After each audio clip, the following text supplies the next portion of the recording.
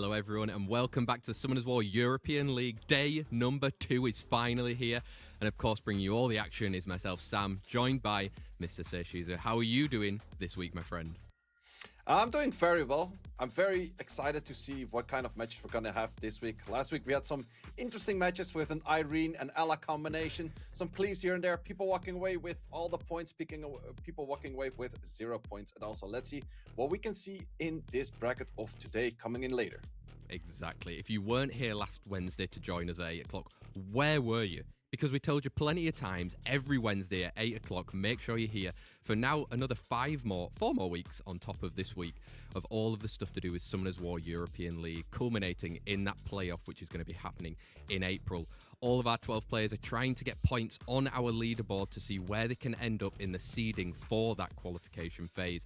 And just to give you a little overview again of what is happening in our Summoners War European League, February through April, every Wednesday at 8 o'clock European time, we will be having best of 2s or 2 matches against each other. Each set win is worth 1 point and that goes onto your tally on the leaderboard. Playoffs are going to be best of 5s. They're going to be on the April the 4th, so make sure you set your calendars for that one. It will be a Saturday. And the prize pool, 10,000 euros, is going to be split between our top 4 players right there, taking it home nicely. I mean, like you said to there, say, there was a lot of action last week. Some interesting players that we've never seen before in this type of competition, bringing some crazy styles as well. I mean, we saw an Elsharion, we saw the Irene, we saw that Ella, that combo. What do you think the players have learned now? They've had a bit of time to reflect. How are they looking into it? Well, it kind of depends because the meta is quite diverse. People aren't still, even on like the top of the leaderboards, not really sure yet what is best to play. Is it double Dragon Warriors? Is it double Monkeys? Is it double Twin Angels? People are kind of a bit split between that, and then we can also see that on the standings as of right now. Obabo sitting comfortably on 4 points. Malignant playing 2 matches and only sitting at 0 points at the moment. So there's still a lot of points up for grabs. We only had just 1 week. Some players did 2 matches. Some players only 1 match. So let's see how this is going to change at the end of the day. Exactly. Everything can change. Just look at those points. Everything is really close right there. All the way through down to 8th position. Only 1 to 2 points are separating everybody. So really, it does matter to secure those set wins and not kind of throw anything away during your drafting phase because it will count at the end. If you get that loss, you're not getting it back. And looking at Malignant right there and Obabo, 2 very well-known players. Let's see how they can continue that trend with the rest of our matches. 11 matches coming up today. We've got a highlight match as well later on coming between Scribble and Tito Gofflet. But any of these matches say that you're thinking, these players are thinking, oh, do I want to play these guys early? It's a little bit early in the current meta as well, like just after the balance patch. How much time do you think these guys really need to kind of get to grips with it? Well, it's hard to say for the current meta because there's a lot of things that work well if the RNG goes well, especially for Dragon Warriors, the AoE strip kind of style. If you land all of your strips, if you land all of the pushbacks, if you land your silences, you get all your stuns, it is a great matchup for you. But if you miss 1 or 2 of those key factors, it might be better to just play a Megumi Shiho and a kind of bet for the counters right there. So let's see what these players will find out as their favorable playstyle for today. Exactly, and as I lent onto it earlier, we've got 11 matches today. Some good matches here as well, which you're going to be watching along with us right there. I mean, I already mentioned just then that it's going to be a Scribble versus Tito Gofflet as like the highlight match of the day. But say, there's some big matches as well around there. Any that kind of pop out to you straight away? Well, I'm curious to see what Slappy can do against Ismo, which is also right away our first match. Also, looking at patterns, isn't it funny to see on the right side that we only have the same colors outside of Malignant right there for the flags? It's not that much diverse right there. We have just all of the same colors right there. But there's a lot of good matches. I also am really looking forward in the middle. Raxaz against Pathics. That's going to be a good one too. Definitely will, but look at this, our first match, Slappy versus Ismo. Now, I know you were taking a lot of heat last week, say, for your predictions, and it was kind of a bit cursed. But who are you favouring going into this one, Slappy or Ismo? Well, I haven't seen Slappy play that much on the leaderboards. I've seen Ismo play a little bit. Some things did work out, some things didn't work out. But I think in a lot of sense, they will go contesting for similar style of units. So it's definitely going to be a hard matchup. But looking at the highest win rates that they have so far and the highest finishes, I would slightly have to give it to Ismo. Well, will that curse continue? Are we going to see another Swedish slapping, or is it utterly impossible for this one? Let's find out in our match number 1 of day 2, Slappy versus Ismo right here. So like you were saying, these guys, Ismo didn't manage to get any points on the leaderboard last week. Slappy did get quite a few, so he's looking pretty strong right now going into this, but it's a brand new day. You've had time to figure it out, and pre-bans are already coming in, and we're seeing that Viva Chell and that Yonhong being taken away. So Viva Chell and Yonhong, actually both of the players have a Gianna plus Yonhong combination. So both of those units will be quite pivotal. But also, then again, Yonhong, current state of the game, is mostly strong when there's also Gianna on the field. But we first see a pickup for a Draken Warrior countered by an Escher, which is mostly paired with them and also right away stealing the Gianna. Exactly, like you said, maybe stealing a unit there, trying to prevent Ismo from doing the rest of his draft as he maybe envisaged it at the beginning there, because usually we've seen double Draken Warrior when we've been going into it as well with that Solvark, but opting here for a Shiho with that Monkey did very well last week if it can get going. Yeah, let's see what he likes to pair with that, because a Heigang is still a strong option, but you have to be careful of not going too heavy into the water train. No, we're actually going to go for Makumi. It's not necessarily really a counter into the Gianna, but is a counter for the speed contesting, and Slappy actually locks in a Josephine. Great counter plus a speed lead right there. Yeah, managing to bring in some serious bomb damage if you can get all of those units through as well. The partnership of the two Oracles. 4th and 5th pick right now. Ismo's looking to speed contest there. He's got 2 speed leads, bringing out a Sonya for some big damage. Is he going to follow it up with another? Yeah, Sonya is definitely a great unit, but then the big question is, that is most likely also what the ban will be seated at. So how much can you control with just the other units, and can you make a good 5th pick right now to actually get anything going? Ooh, goes for a Masha. Is interesting, keeps the immunity up, but is it good enough? Yeah, we'll find out soon, because Slappy now has that 5th pick as well to see if he can round off his draft right here. He's going up against 2 single target damage dealers, or 3 in all honesty from the side of Ismo. How is he going to deal with that, say? I would say that going for a Heigang seems pretty strong. If you go for Heigang and you ban out the Sonya, I think you might have a pretty decent match at it, because you're probably not going to get outsplit. It's actually going to go for a Song Lao. Interesting that neither of the 2 players went for a Heigang, because it fits in both of the 2 teams. Yeah, let's find out then. How are they going to look to do their bans right here? You said earlier maybe it's going to be that Sonya to get rid of a snipe, and it is going to be her alongside the Sunzan Lao as well. Doesn't want to deal with any of that stuff that he brings to the table. Speed leads on both Slappy and Ismo. Ismo with the higher one though. It's our match 1 of the Summoners War European League day 2. Slappy and Ismo kicking things off right here, and going first is going to be that Shiho. Shio going first. Most likely you want to connect that stun on the Gianna, because, well, you could go for a stun anywhere else, but it is dangerous. Did get connecting a stun right there. Was a little bit late, but rather late than never. Oh, and landing that provoke onto that Marsh as well. She's not going to be able to get a defense breakout soon yet. Maybe go for that stun on the Ciara. Well, you could also go for a stun on the Escher, because it is more likely to land. It's actually going to go for the 50-50. Does not connect the 50-50 right there. Yeah, allowing Escher to cut in there, get that speed buff on, and Ciara can come in now. Look to... Oh, missing the bomb. Oh, missing the bomb. She takes the 1 turn where she had value, but now she actually has no value right here. Definitely want to go for that skill 3 right here, because it still does good damage. And Masha, since she wasn't stunned but just provoked, she does get the immunity up. Yeah, immunity is up right now, but are you going to be looking to try and maybe even strip it right now, get a stun coming in, or do you need to get rid of that monkey and deal with it? Well, the thing is, you can't really do anything with the monkey with the protection just yet. Trying to get stuns, does get the most crucial stun on that Gianna right there. Yeah, Ciara right there. Do you get an additional turn? You don't right now, so Erechion can come in, get those heal blocks, good damage. Good damage, heal blocks, but I'm more scared of this Masha coming in soon, where you're going to connect the stun. Stun doesn't connect, but the skill 2 is definitely going to do a lot of damage. Also, there's already 1 debuff, so that's guaranteed 25%. Do we get the death break? We do get the death break, so that's 50% attack bar back to that Masha. Ismo's looking very strong right here. He's in the driving seat. Marsha's coming around very soon, and she's going to hit on a defense break here, sir. Yeah, that's always going to do a lot of damage. 14k cleanly taking that out. And I don't really see a world where Josephine can proc enough where she can still win this. Sure, Josephine can do a lot of work, but this is where she has to do really a lot of work.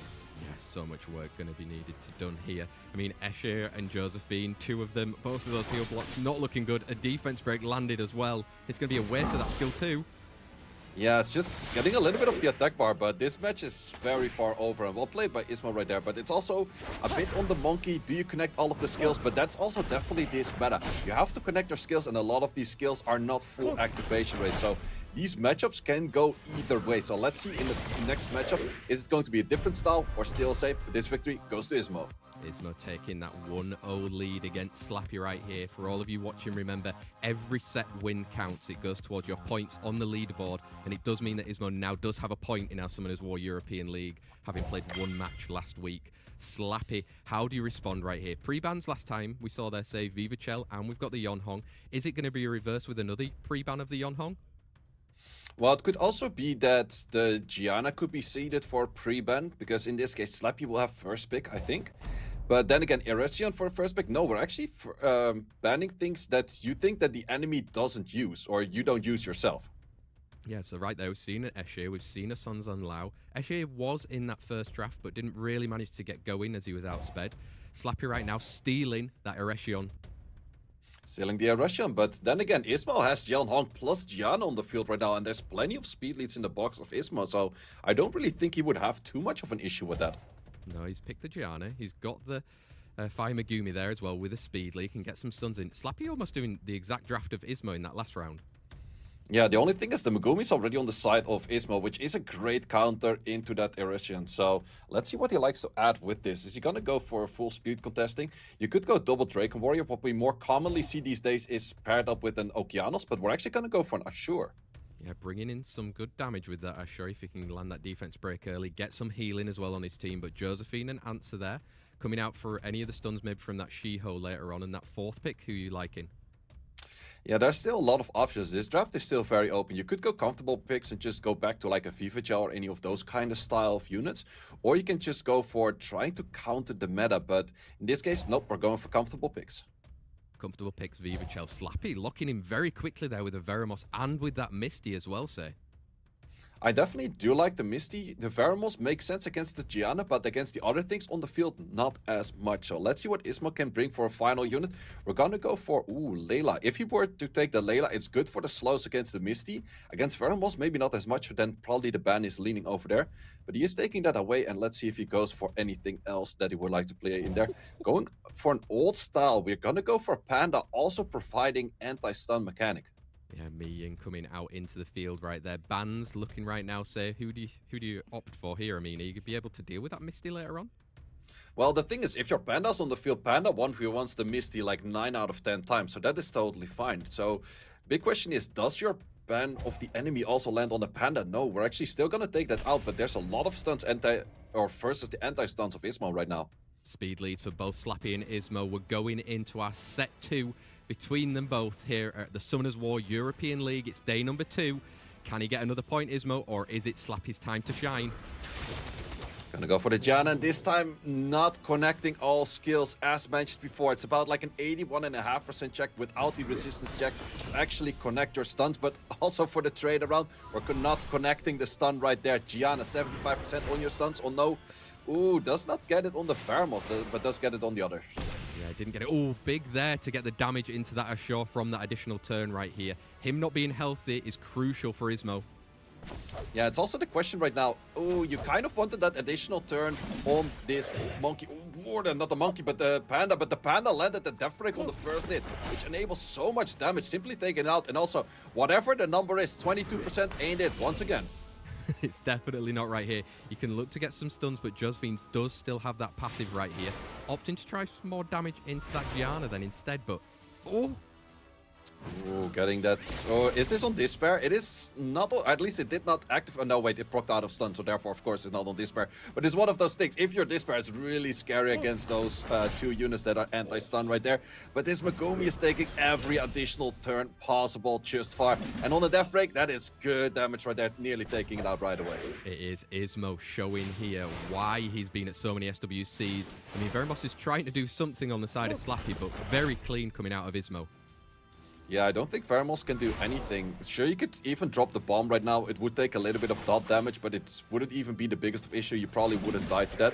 But yeah, this Panda's just simply taking everything out. Miying is showing that he's still, even though that a lot of people kind of wrote him off, did not really ruin him anymore.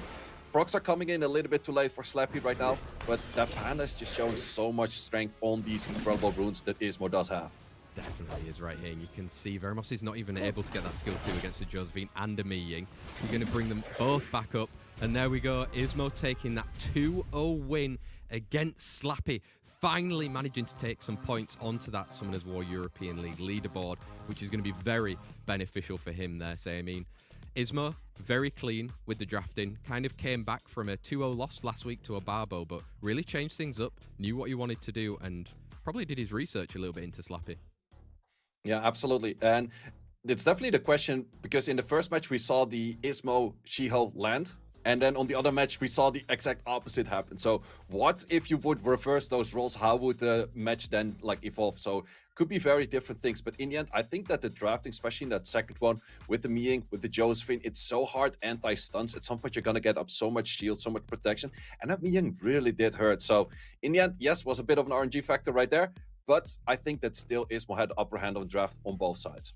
And you've broken the curse. Say you've managed to break the curse. You actually voted for the guy who did end up winning. Are we seeing a change of the tail for this week? I'm gonna go all correct, all 11, easy. Perfect. The most points that Say can get, that's exactly what we need. For all of you guys that he doesn't vote for, I'm already sorry for you, okay? I mean, it means that you're definitely going to lose now. We've just seen it proven in that very first match right there. And as you can see on our results so far of today, Ismo taking a 2-0 win against Slappy. 2 huge points in the leaderboard right here. And then looking forward to our next match, Say. 2 Frenchies fighting off against each other. Had some mixed results from last week as well. Malignant sitting at the bottom of the table after 2 matches. And Last Deadly Sin really came out with a lot of surprises last week. Yeah, definitely surprised about actually both. Last Deadly Sin is a name that's actually very OG. We have seen him way back in the days. I think he participated for SWC qualifiers back all the way in like 2018 or 2019. And then on the other side, Malignant has been more active in the Summoners War European League as of recently. I think made it to finals before, but last week really did not have that strong of a showing. So let's see which one of the 2 players understands the meta the best at the moment. Exactly, and quickly Say who you're voting for. I would have to give a little bit more credits to Malignant. Has been playing a lot more matches as of recently between like week 1 and week 2. So let's see if that works out for him. Let's find out. There's only one player who's last right now, and it ain't a Deadly Sin to be there. So let's find out if they can get some points on the leaderboard here. Last Deadly Sin versus Malignant. We know where Say's bet is going. Is it going to come through for him to be a 2-0 in predictions right now? Pre-ban's gone in. Wow, we've got a Nyx and a Viva Chell. Interesting ban on the FIFA Chow. It's something that Malignant does own, but he's not using that commonly. And the thing is, Malignant, what his core draft is right now, is basing everything off his Vanessa. I'm very surprised if he wouldn't lock in a Vanessa right away. Pre-banning that actually seems more interesting than pre-banning some of its LDs, but let's see how that works out in this matchup where FIFA Chow's gone. Oh, Last Deadly Sin bringing that monkey business right here. Like you said last week, usually it's that fire monkey that's the monkey business, but these 2 brothers have been saying a lot in the Summoners War European League. Yeah, and that's also something you don't really want to bring monkeys into, because Malignant has a lot of these LDs that are very heavy anti-stuns. And both of the 2 monkeys actually have no proper target to stun already, with just 3 units on the field of Malignant. Plus, he has more of those kind of units. So let's see if he's going to completely deviate from the draft, going to go more into passive heavy. You add in the Josephine, you probably have to look at healing as well. No, we're actually going to go for Irene. We're going to go for healing though, but we're adding in Irene. Wow, look at that. We're seeing an Angela coming out right here, bringing some shields up. Maybe it hints at that 5th pick as well right there, Say. But 4th and 5th for Malignant, like you said, has a very deep box. Where's he going to look to go? Yeah, there's a lot of options right here, right now. He could definitely go for Gianna, but it's most likely going to be somewhat locked out. He really likes his Yan Hong. Well, we're actually just going to go comfortable LDs is what we do. That is where rune quality is seated at, and we lock those in. Yeah, if in doubt, LD it out, as Malignant likes to say right there. 5th pick for Last Deadly Sin. A little bit passive right here. How's he going to go into that 5th one? Yeah, I think Josephine is definitely not a bad answer. Hey Gang is not a bad answer. Pheromones also not a bad answer. But then the big question is, what is the enemy going to ban out from any of your units? Wow. Well, we don't even need to think about it, Say. We've got Parta being locked out and that Jingje as well. So speed lead versus the HP lead going in to our Summoners War European League match 2 of day 2. Last Deadly Sin versus Malignant. Over to you, Yan Hong. Yep, and we also see this Irene at a certain speed that is most likely a violent Irene, which you don't see too commonly. Mostly she is based on Swift. Does go for the attempt of activating the S2, did not fully activate, but however, we have a Burkill that did activate right there. Also, Nemesis on this monkey right here. Definitely is, but look, the monkey's not looking healthy already right here. That's going to be useful, though. Yeah, that's definitely going to be useful. Also, the 75 of the Gianna did fully connect. However, we did get a miss on the attack bar absorb right there. Monkey's going to take a turn right after this. He's probably going to try for an increased cooltime. Or did he already get the increased cooltime on the previous hit? No, did not get it just yet. So interesting style to go for an S2 to try to get Death Break when there was already Death Break. This looks like an opportunity. Very much getting 2 stuns coming out right there. Now it's all about trying to deflect that damage away from the Monkey and trying to get rid of the units on Malignant's side for Last Deadly Sin.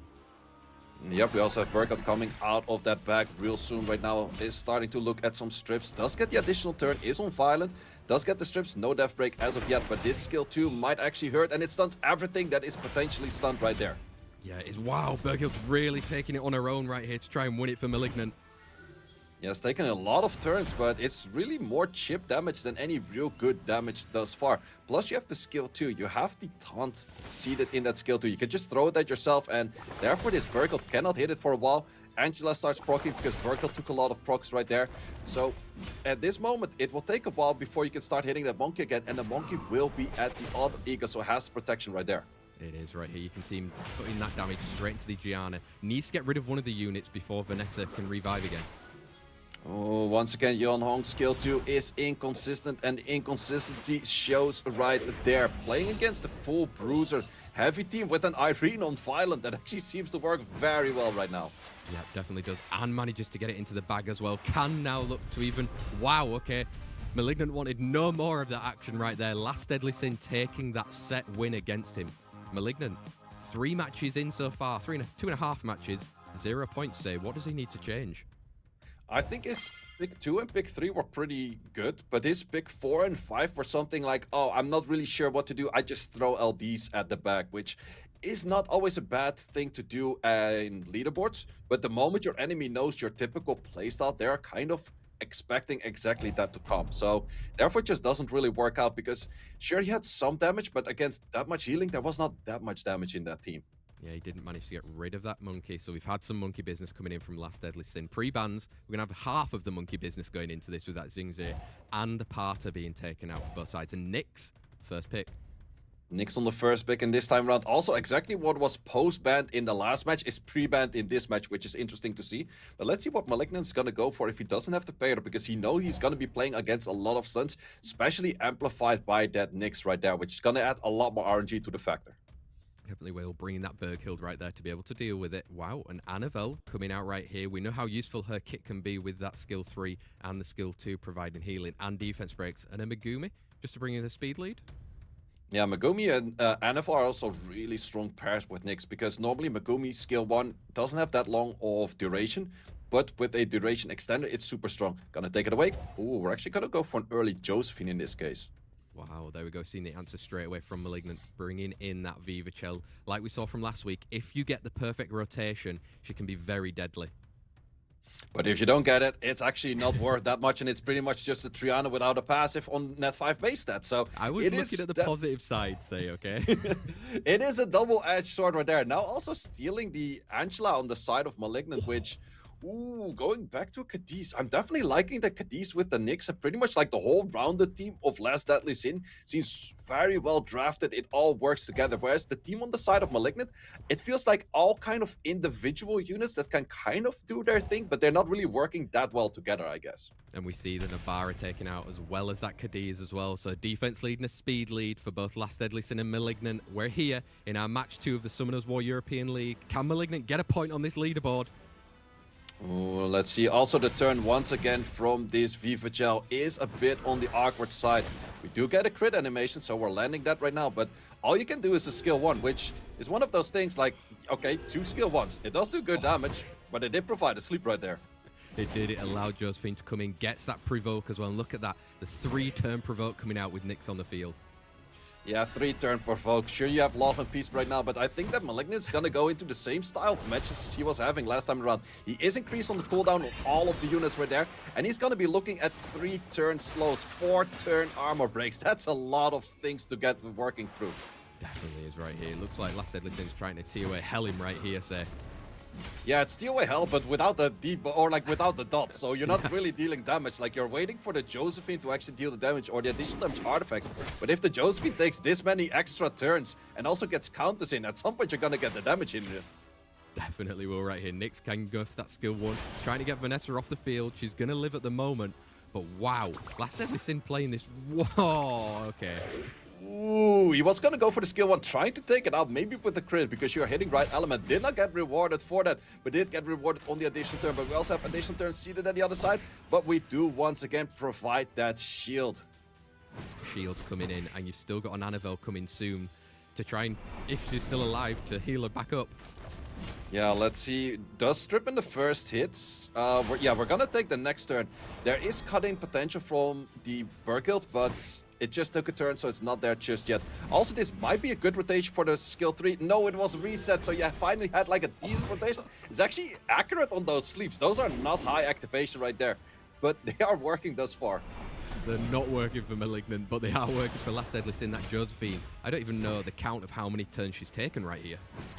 She's taking a lot of turns, but it's going to be a lot less turns because once again, we're looking at 4-turn defense break, 3-turn slows. Those are super long, and I think I'm not going to go for my record where I have everything right today. Nope, you've cursed Malignant. I mean, you gave it to Ismo, but right here, it looks like Last Deadly Sin is going to be taking this very soon. That skill 1 damage still coming in. Yeah, should he have went for maybe a potential kill right there? I think it would have had more value if he goes for a potential kill because the enemy was already at skills. Maybe he thought he just simply couldn't do enough damage, but this match is very over, and I don't really see a comeback potential over here. We take 1 unit out, and that is definitely game.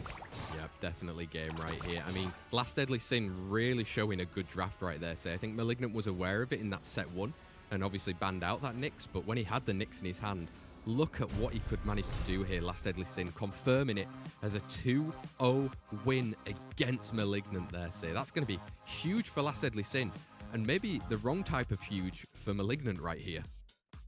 Yeah, Malignant, I did not really like his draft for the styles. Like the units individually were good and individually kind of countering the enemy, but they did not really work that well together. Whereas the whole draft of Last Deadly Sin was based on like, okay, I'm gonna provide a lot of debuffs, I'm gonna extend those with the Nyx, I'm gonna reset things, I have my healing, I have my protection, I have the shields, and everything was working well together. Whereas on the side of Malignant was like individual pieces to a draft, but not really something cohesive that can work together.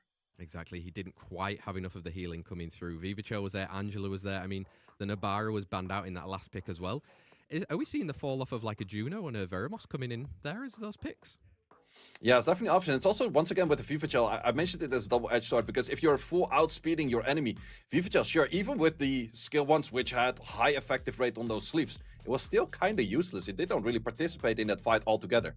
No, it definitely didn't, and Malignant is going to probably be reviewing that one, I would say, to see if he's going to be using that unit later on in this competition. There we go, confirmation right here. Last Deadly Sin taking a 2-0 win against Malignant. And we're already up to our 3rd match of the Summoners War European League. I'm sure the fans are happy in chat right here. It is going to be a Obabo match versus Aryes as well here, say. I mean, interesting. Obabo, currently 2 matches. All of the wins that he could possibly have had right here. He's looking in form. Yeah, let's see what he's gonna bring today, because he has been playing a bit of every playstyle as well. He's definitely been streaming a bit. As of recently, more leaning towards a Megumi plus She-Hulk combination, also bringing back the Zeratul. But on the other side, Aryes is one of those players that people are just not too familiar with. Last week, we saw a El Sharian one-shot as Sonya, which is pretty interesting to see. Well, we can also say about the Obabo Sonya, if he has it ruined at least, it is mostly on will, so you cannot land a death break right away.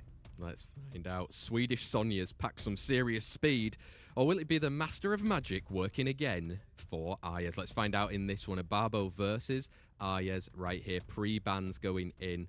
And I mean, look at there, say we've got our European legend on Obabo against a 230 rank. What's your prediction for the winner?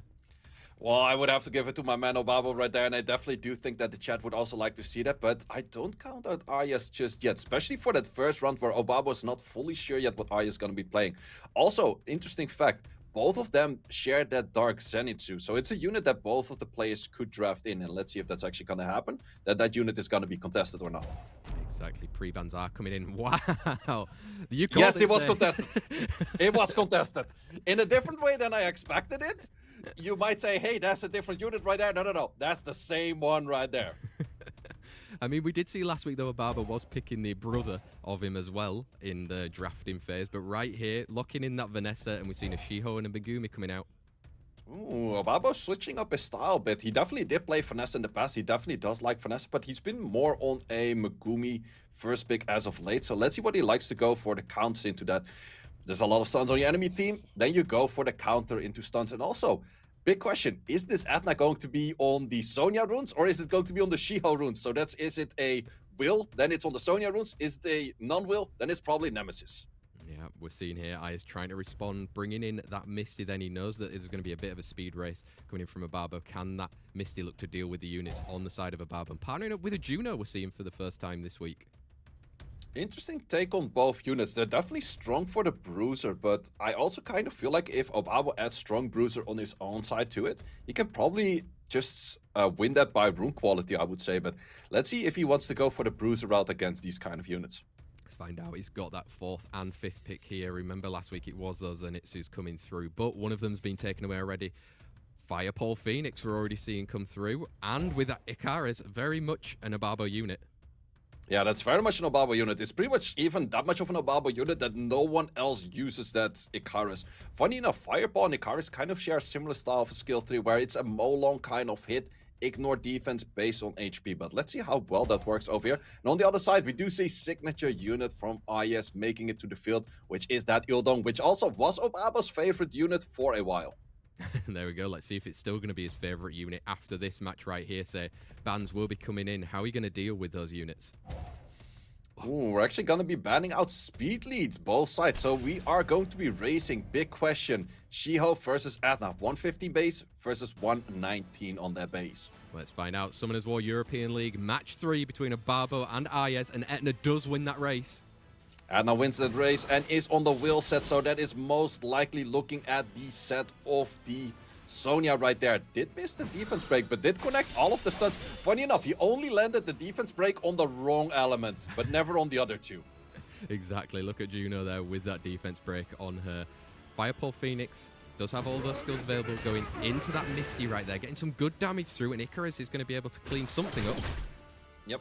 Might you ask also for some people, it's like, hey, that's a Mo Long hit. Why just not send it on the Shiho? Well, you actually have to non-glance. So if there's a glancing, you actually don't deal the improved damage. So you're always looking for a target that you won't get the glancing in. So very smart choice from Obabo right there to send it elsewhere, get the attack bar increases, and then take it out with the Ikasha later.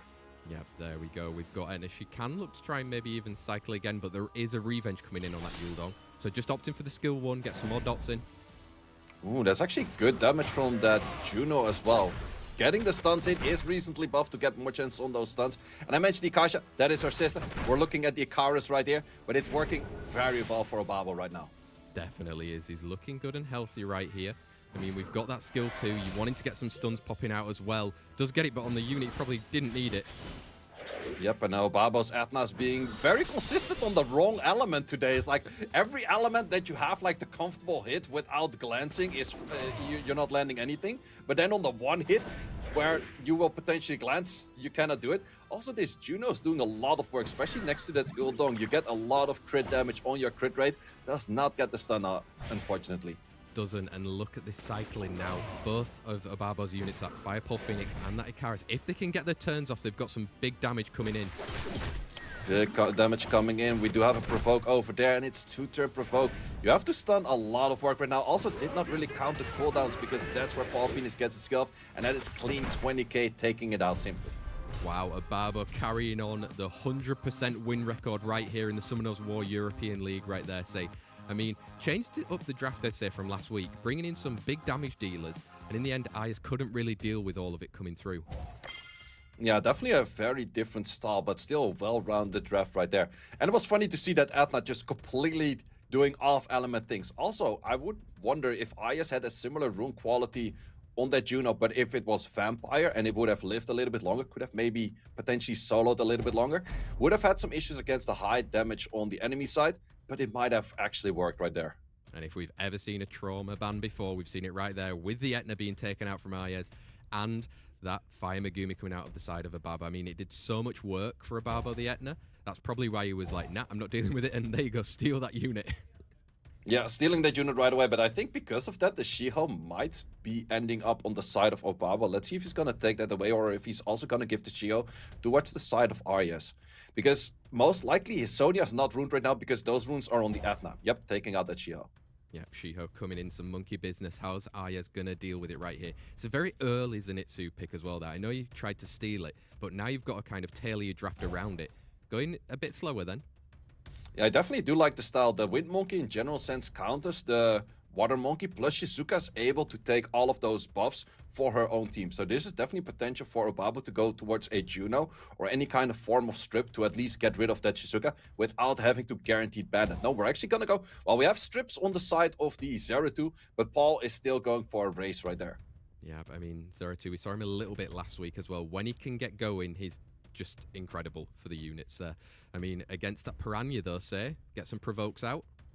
Well, I'm not too sure about the Piranha because you have two units that have self-providing immunity. So getting the Piranha, most of the time you want to lock in the Piranha when your enemy doesn't have cleanses, doesn't have any form of immunity. And now there's already a lot of immunity. If Obabo finishes the draft right now with, let's say, a Wusa or a Valajul, that Piranha is going to be near to useless. It's just all going to be on the monkey strips at that moment. Let's find out. He's got that 5th pick right here. He's currently 100% win record in the Summoners War European League. Can he look to get 6 points and really cement himself at the top of this leaderboard right here? Dooman looking to be the answer right there then. Trying to get that 3rd skill off and get a kill. Oh no, changing it up for the Wind Twin Angels. Wind Twin Angel, so definitely another provider of immunity right there. Is probably going to be aiming at the ban at that monkey because that is the consistent stripper the moment you start targeting anything else, and it allows you not to hit what you would exactly like to hit.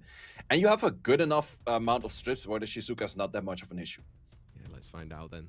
Last few seconds here for the guys to decide who they're going to be banning out. It's a crucial set. You want to get that set win to go up on the leaderboard right here, and it is going to be, in the end... We're getting that Abelio and the Wind Twin Angels being taken out. Whoa. Wind Twin Angels makes a lot of sense because that gives you more opportunity for your Piranha to at least kind of hit things when they're off immunity, but those windows are not going to be that big. But on the other side, no healing for Aryes. Let's find out.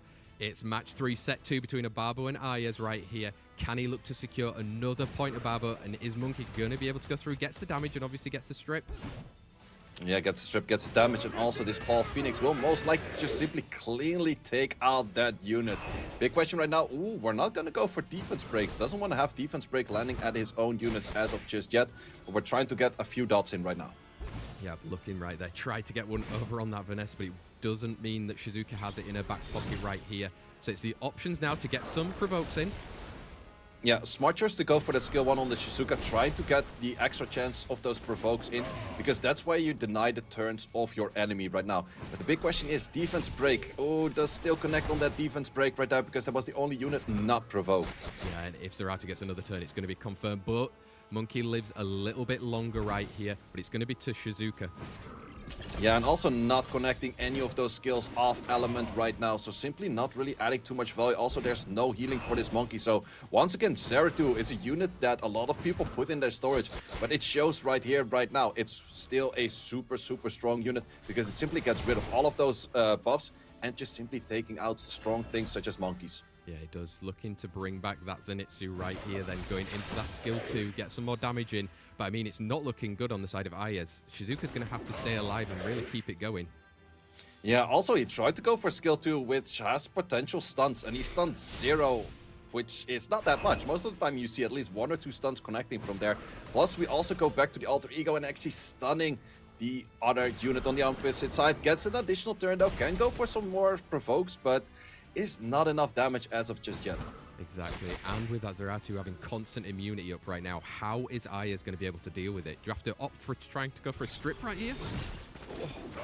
Yeah, it's just really not working out. Sure, you can hit the fire units, so therefore you will hit both of the fire units, but we also have the off turn for the Shizuka where she doesn't have any immunity. Tries to go for a stun right there, was resisted, but simply the Zeratul is just doing so much work time and time again. All of his turns are so impactful, so much damage coming in, and that just shows Zeratul still a super strong unit. Definitely super strong, especially if you're going to allow him to get going with those turns and get that constant immunity up right here.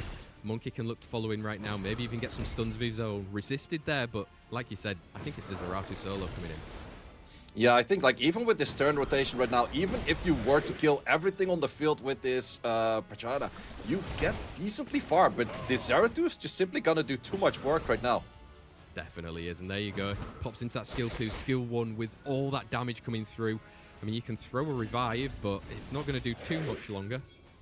Yeah, you're gonna get a revive, and you can actually rotate your skills. You're gonna get back into your passive, so it's not too bad as of yet. But I think that this match is still kind of over, because at some point you're gonna have to fight the Zeratul, and the Zeratul will always have the immunity up unless you get a really good rotation with your skill of the Shizuka right now. But that's gonna be a difficult one as well. If you S1 strip and then get an additional turn, he did half of it. He did half of it. He was very close on that one though. But I think this match is still kind of over, because Zeratul, as long as he's having the immunity, he's having a good match.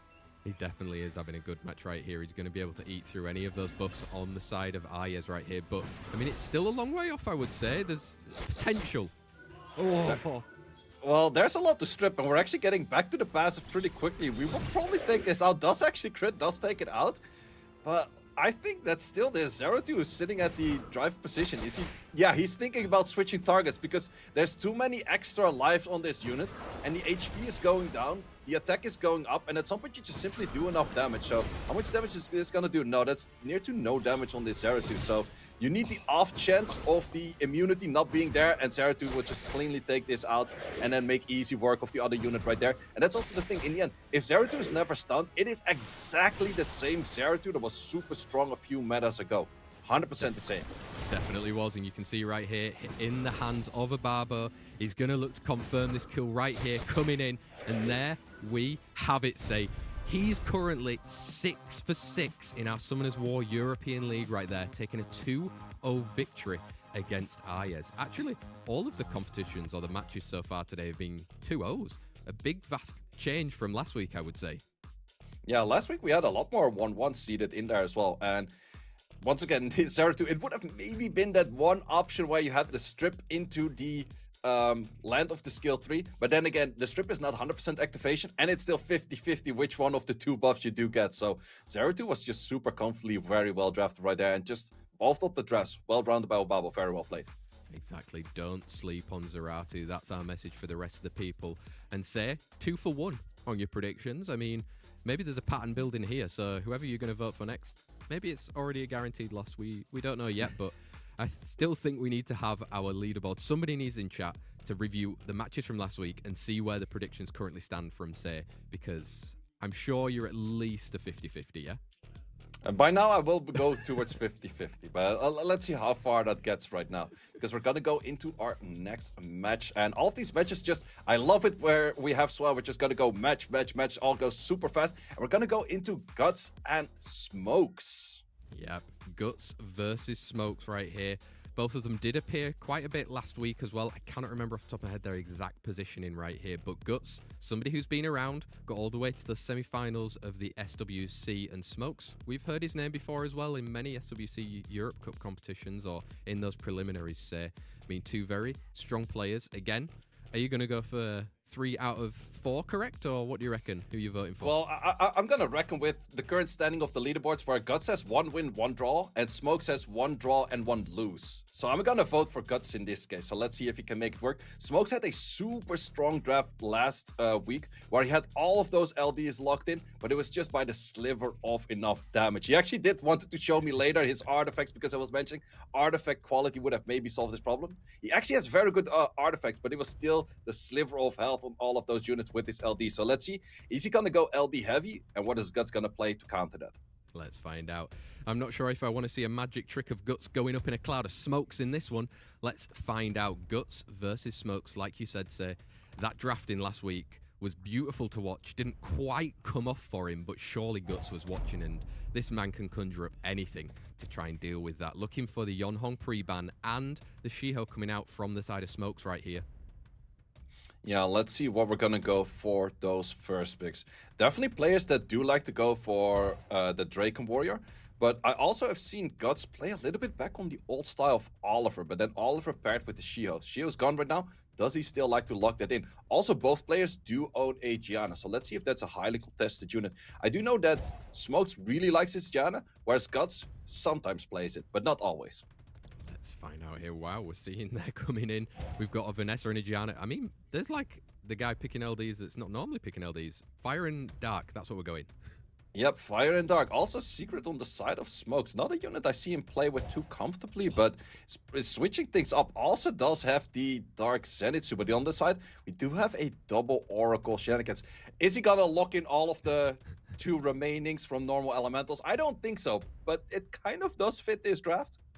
I mean, I feel like that's just a humble brag from you, say, right there, because we know you can do it, but this is the time of Guts right here, and Praha was doing a lot of work last week for him, partnering up with that Piranha.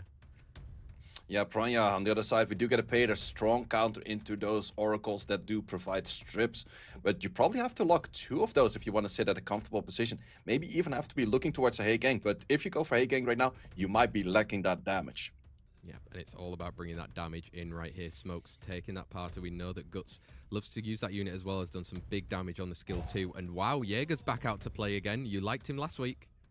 Jaeger is still very strong, and on the other side we see that Daniel is kind of having that double-edged sword as a FIFA gel. If he takes the right turn at the right moment and he lands everything, super strong. If it doesn't happen, he doesn't really participate in the fight. But let's see if he makes it through this pre-ban. Let's find out. Is it Daniel's time to shine, or is he going to get pre-banned out here, say? I mean, is it something that you're just going to see? Because like you said, it's a double-edged sword. Yeah, it's always dangerous. Ooh, we're actually gonna see it. And on the other side, we're gonna see... Well, that's also an interesting thing. Where are the strips on the side of Smokes? I think you can go into matches at certain points, say, just have no strips. Let's find out what Smokes has got cooking with an accuracy lead as well on that Dark against a crit rate lead. Some interesting ones coming through.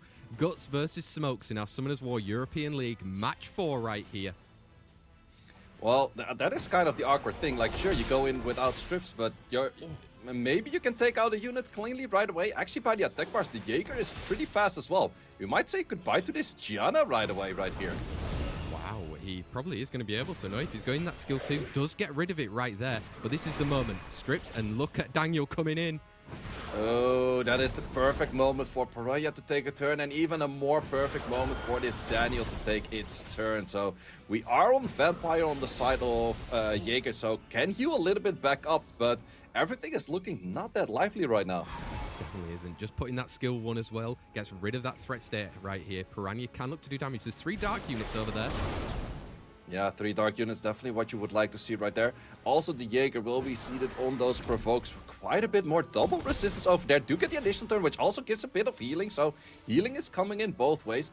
Daydream is an option to go for, but I think you have more value in just trying to get skill 1 damage. Gets the additional turn, once again going on the 3 dark units. Yeah, and it's not taking it out just yet, but it will be falling very soon. Ooh, once again, additional turn. The dots will take it out, but the healing is coming soon, so taking that away. Daydream is coming in right now. Jaeger, ooh, once again, we're trading off a lot of back and forth additional turns right now. And that's the thing, is Jaeger gonna have a potential where he solos the match later on? This is his time to shine right here. Piranha, if you've got anything to say about it, this is your time. Going into that Thunder State, that skill 2 is going to come out as well. Oh, not that much. Not that much. Also, we still have just 1 turn on the provoke on the... oh, but another skill 3. Perfect rotation right there, and it's leaving very low HP for this Jaeger. Low enough that he did not go for... Well, he just simply didn't go for counter, and then it's game. And that's the thing with Jaeger. He has an up chance of his counters, but it is not 100%. It is 50. The less we say about Jaeger right there, but damn Daniel, managing to bring back there for Guts that point that he's so much needed. I look at that. League rank 2 at the moment right now for Guts right there. I mean, Smokes was kind of tipping on that double-edged sword, got rid of the unit pretty early, but couldn't really back it up against it. It was familiar from that Exodia draft from prior. Yeah, in this case, it was very hard focused on 1 unit to take it out, but that was the issue of having too little strips. And maybe the Pater in that kind of whole style of the draft, if we go hindsight drafting, which is always very easy, it's like, oh, if we saw the whole draft, then the Pater didn't fit. But yeah, that was maybe the 1 unit. It's like, okay, you brought the protection, but maybe you needed more aggression rather than protection in that matchup. Yeah, and that's the battle that you have to go in your mind right here. I mean, that's probably why pre-bans are taking a little bit longer right here. As they are coming in, we are going to get, wow, a Praha banned out as well as that Dark Zenitsu as well. I mean, a bit of a trauma. A bit of a trauma, but also the Pra ban makes a lot of sense because that's one of those units that Smokes guaranteed doesn't have ruined up. Like, sure, you could be pre-banning like a Shiho, but you probably have the Shiho your own. And that counts for a lot of units, but the Pra definitely not. Also, right away, Guts knows that Smokes likes that Gianna that much, so stealing that away. Yeah, taking it straight away right there. We know how is Smokes going to look to respond right here. Yep, he's got that Yonhong back on the field for him. Is he going to look to lock in with a Vanessa or something? No, going in for the Sigrid. Yan Hong plus Secret Style reminds me of Nev's playstyle. He used to do that quite a bit, but also in current state, he told me it was not that effective. So let's see if Smokes can actually make that work because we're going to go for snipes. And Guts is noticing those snipes. Vanessa is a great counter to it.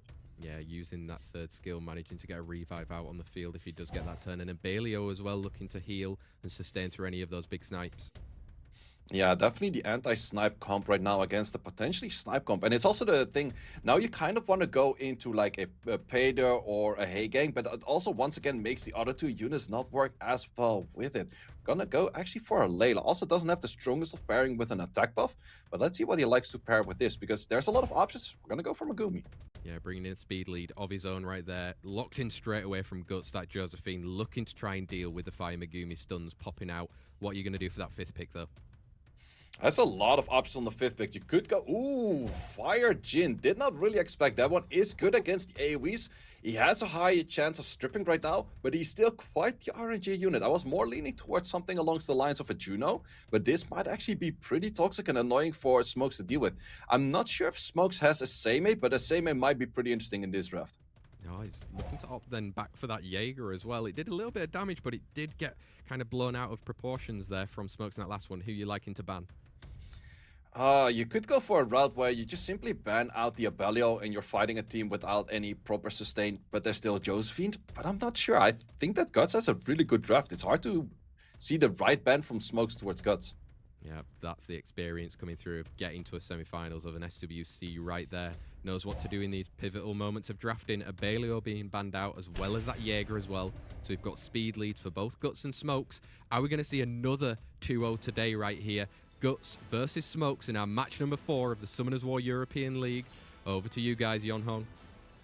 Yonhong, but also, once again, it's going to be an interesting one for the follow-up. Also, Layla feels a little bit out of place where there's not too many debuffs on your side, but let's see if he can make it work. Also, Josephine, interestingly enough, not on Will Runes, which is actually getting a little bit more common. Ooh, tried to get a defense break in for some heavy damage, but did not actually get the defense break. Skill 1, where are we gonna get the defense break from this Megumi? Is it gonna land anywhere? We're gonna land on this Jin, which is actually something you don't really want to see. There we go. I mean, look, Layla's throwing it out right here. Gets those anti-cleansing as well, so Josephine cannot take the turn. I mean, Smokes, still a long way to go. Still a long way to go because this Gianna's not having any skills and the first Despair instantly connects right there. Ooh, we can go for a stun over here. That stun came at a very crucial moment right there. Smokes is so far still kind of sitting in the driver's seat. He has a long way to go because if this Gianna takes that additional turn, you never know what's gonna happen. Definitely done. That's why he's plowing more damage, gets those pushbacks as well right here. I mean, if Gianna can get an additional turn, then things could change drastically. Yep, and that's also why he's trying absolutely his best to get rid of that. Also, right now, if you were to send your S2, it would come back, so it's not a good timing. But what you can do, and what he's doing very smart, is go for that skill 2 of that Megumi to push it back a little bit more and make the dots kill it at some point. Exactly, just wearing it down right here, then putting the damage into that Vanessa, preventing the revive. Is this all up for Smokes right here? Ooh, it's actually, the draft is looking more and more favorable, where I thought that the first draft looked a little bit more interesting. Well, he did not have the strip right there, but here he has a bit of everything. He has the strips, he has the damage, and actually it seems to be working very well for Smokes right here, and he's grabbing his point, it seems. Yeah, it looks like Smokes has come to play right here. I mean, Josephine and that Fire Jin can be massive to try and get those provokes, get those stuns in. It's the only way to control right now. Yep, and now the question is also where you're gonna place your damage, because you don't really want to be stunning any one of those two, but stealing a counter while not being stunned yourself is always nice. Definitely very nice right there, and just sending that skill 2 coming in right here. Doesn't get anything, but that Fire Jin's got something to say. Jin got something to say, but he also has something to say which is very low damage. He doesn't have that much damage on his AoE. There's the only damage output he actually has is the additional damage artifacts, which you do see over here. So he's not really that much of a threat against Smokes. And as long as he could control the Gianna, which he did very well in this matchup, it was not a big deal for Smokes to deal with this match. Wow, and there we have it, our first draw of Day 2 in the Summoners War European League. Guts and Smokes sharing the spoils at 1 apiece, say. I mean, Smokes definitely kind of didn't really work out in that first set, but brought it back, managed to get a point.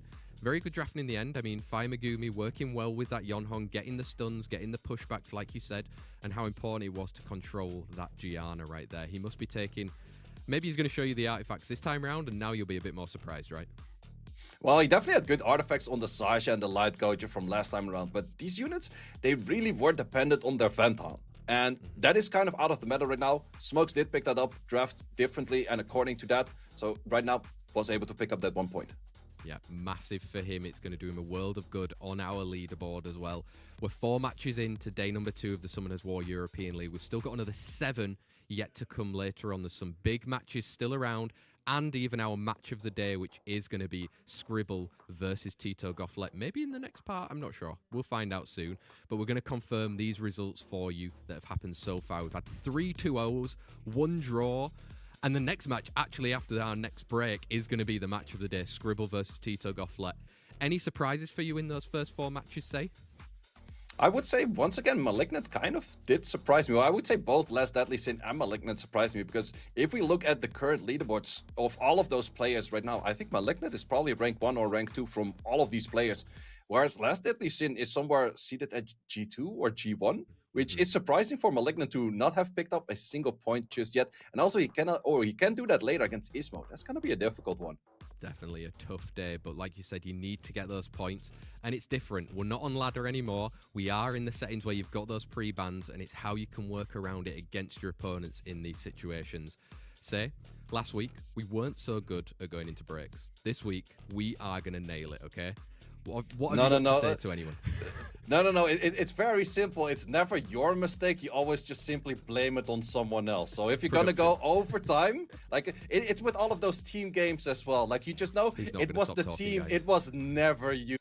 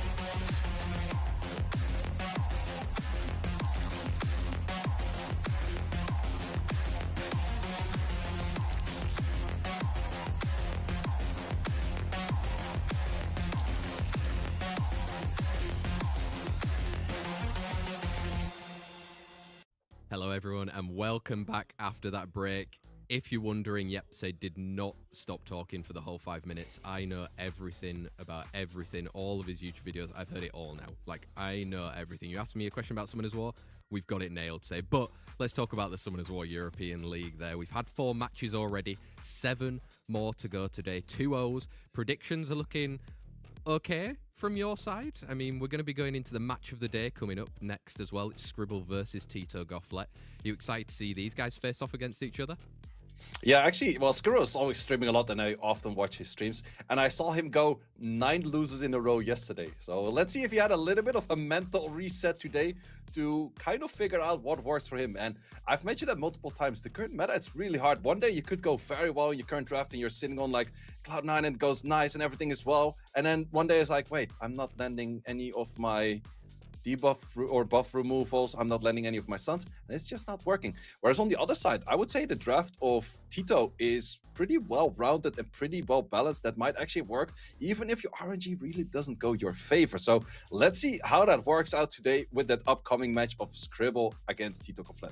Exactly there. So for me, my days are just sitting in P1, you know, just enjoy that life, sit there, know that I'm going to be around, and that is bliss for me knowing. For these guys trying to get up to that G3, you need to be playing, and like you said, sometimes it's not always in your favor. But like you said about these 2 players, what you didn't say was who's your favorite going into this one. Are we going to have 10 losses in a row, or is it going to be a win for Scribble? Well, Scribble had some wins after and then another losing streak, but I would say from the drafting style that I see between the 2 players at the moment, I give the upper hand to Tito, because what he's drafting with Chandra, Valajul, and also adding that in with the units that are anti-stun, such as a Light Warring, Berghill, but also the Fire Nozuke, has a Gianna back pocket pick. I give a little bit of an uphand to Tito right there. But I do know chat over here in the English-speaking community would like to see Scribble win. So let's see if he cooked something and if it does work, or is he burning down the whole building? Let's find out. The Swell Warlords coming together to keep the qualifications. Or did they both learn a thing or two from that Conqueror tournament that they casted? Let's find out. Scribble versus Tito here. Pre-bans locked in. Aryes and that Shiho as well. First pick over to Tito Gofflet. Yeah, let's see if we're gonna pick up a Chandra right away. He's been playing that on the leaderboards for the most part.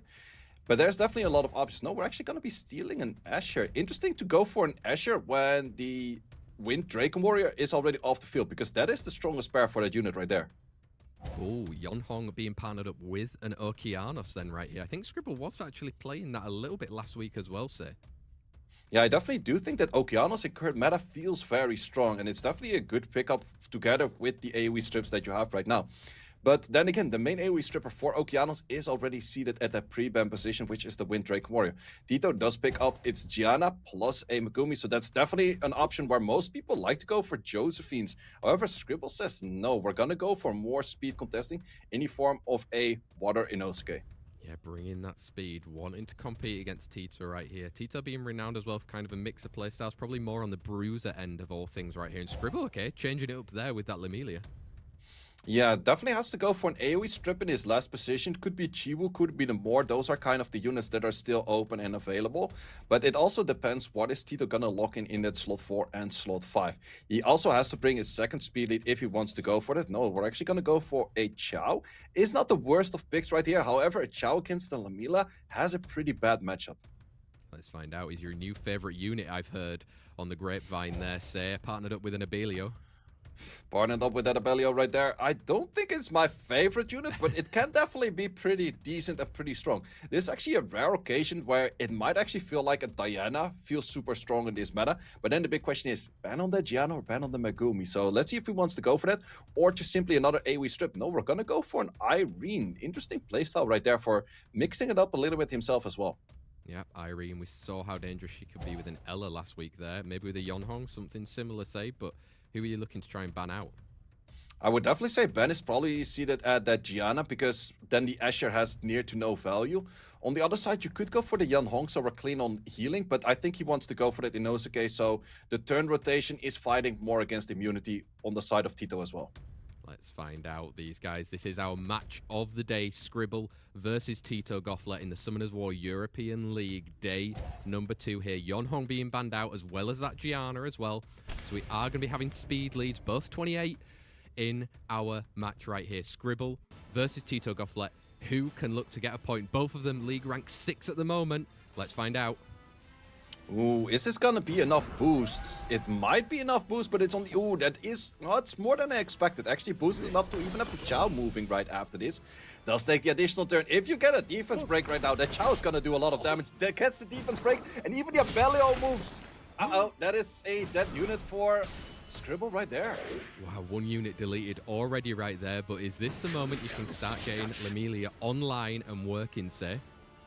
Yeah, that is what you have to hope for. You probably have to put the Abellio in the back right here, so you don't have to work about the passive. Doesn't have to do it right there.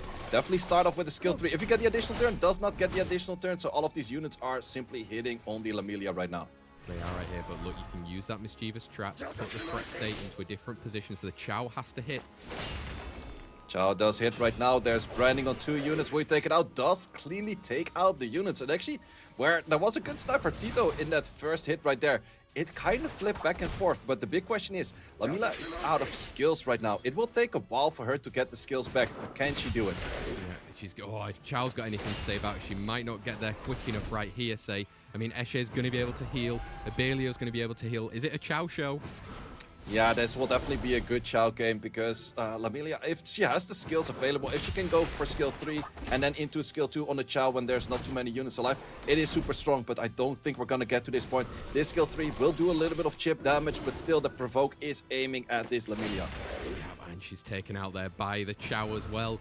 Your favorite unit, say, winning it for Tito Gofflet. Chow taking that win for him.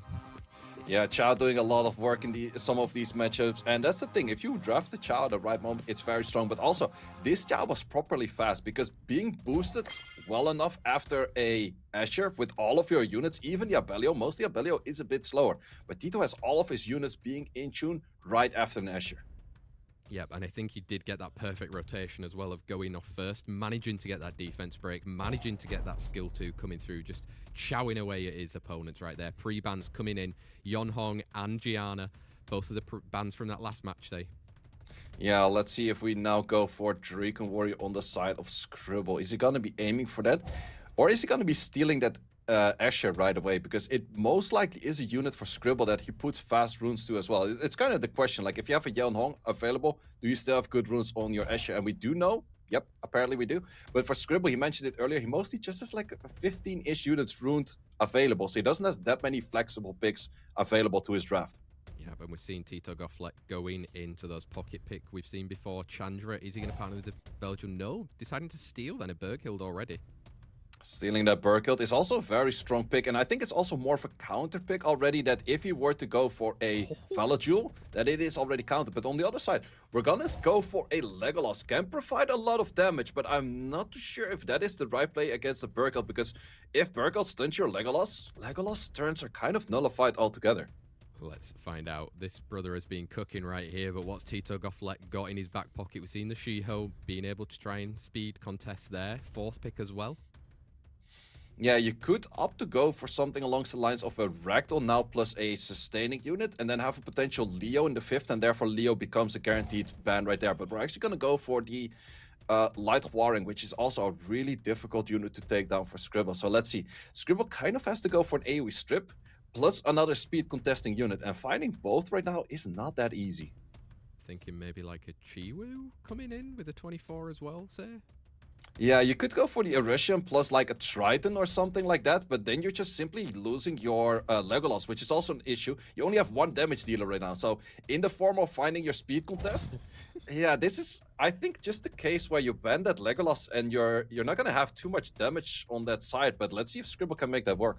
Yeah, let's find out. 5th pick coming in from Tito Gofflet here. Very well-rounded draft, I would say, so far there, say. Yeah, I definitely do think so as well. Simple draft right now that you could go for is a Lucia, because it's hard countering pushbacks, or you just simply go for a Douglas. Douglas is also pretty strong, but I think a Lucia against the pushbacks might be a little bit strong. It might have a little bit more issues against the heal block, but let's see what he goes for. Simple Raccoon would also probably do the job, but I think we're going to say goodbye to that Legolas.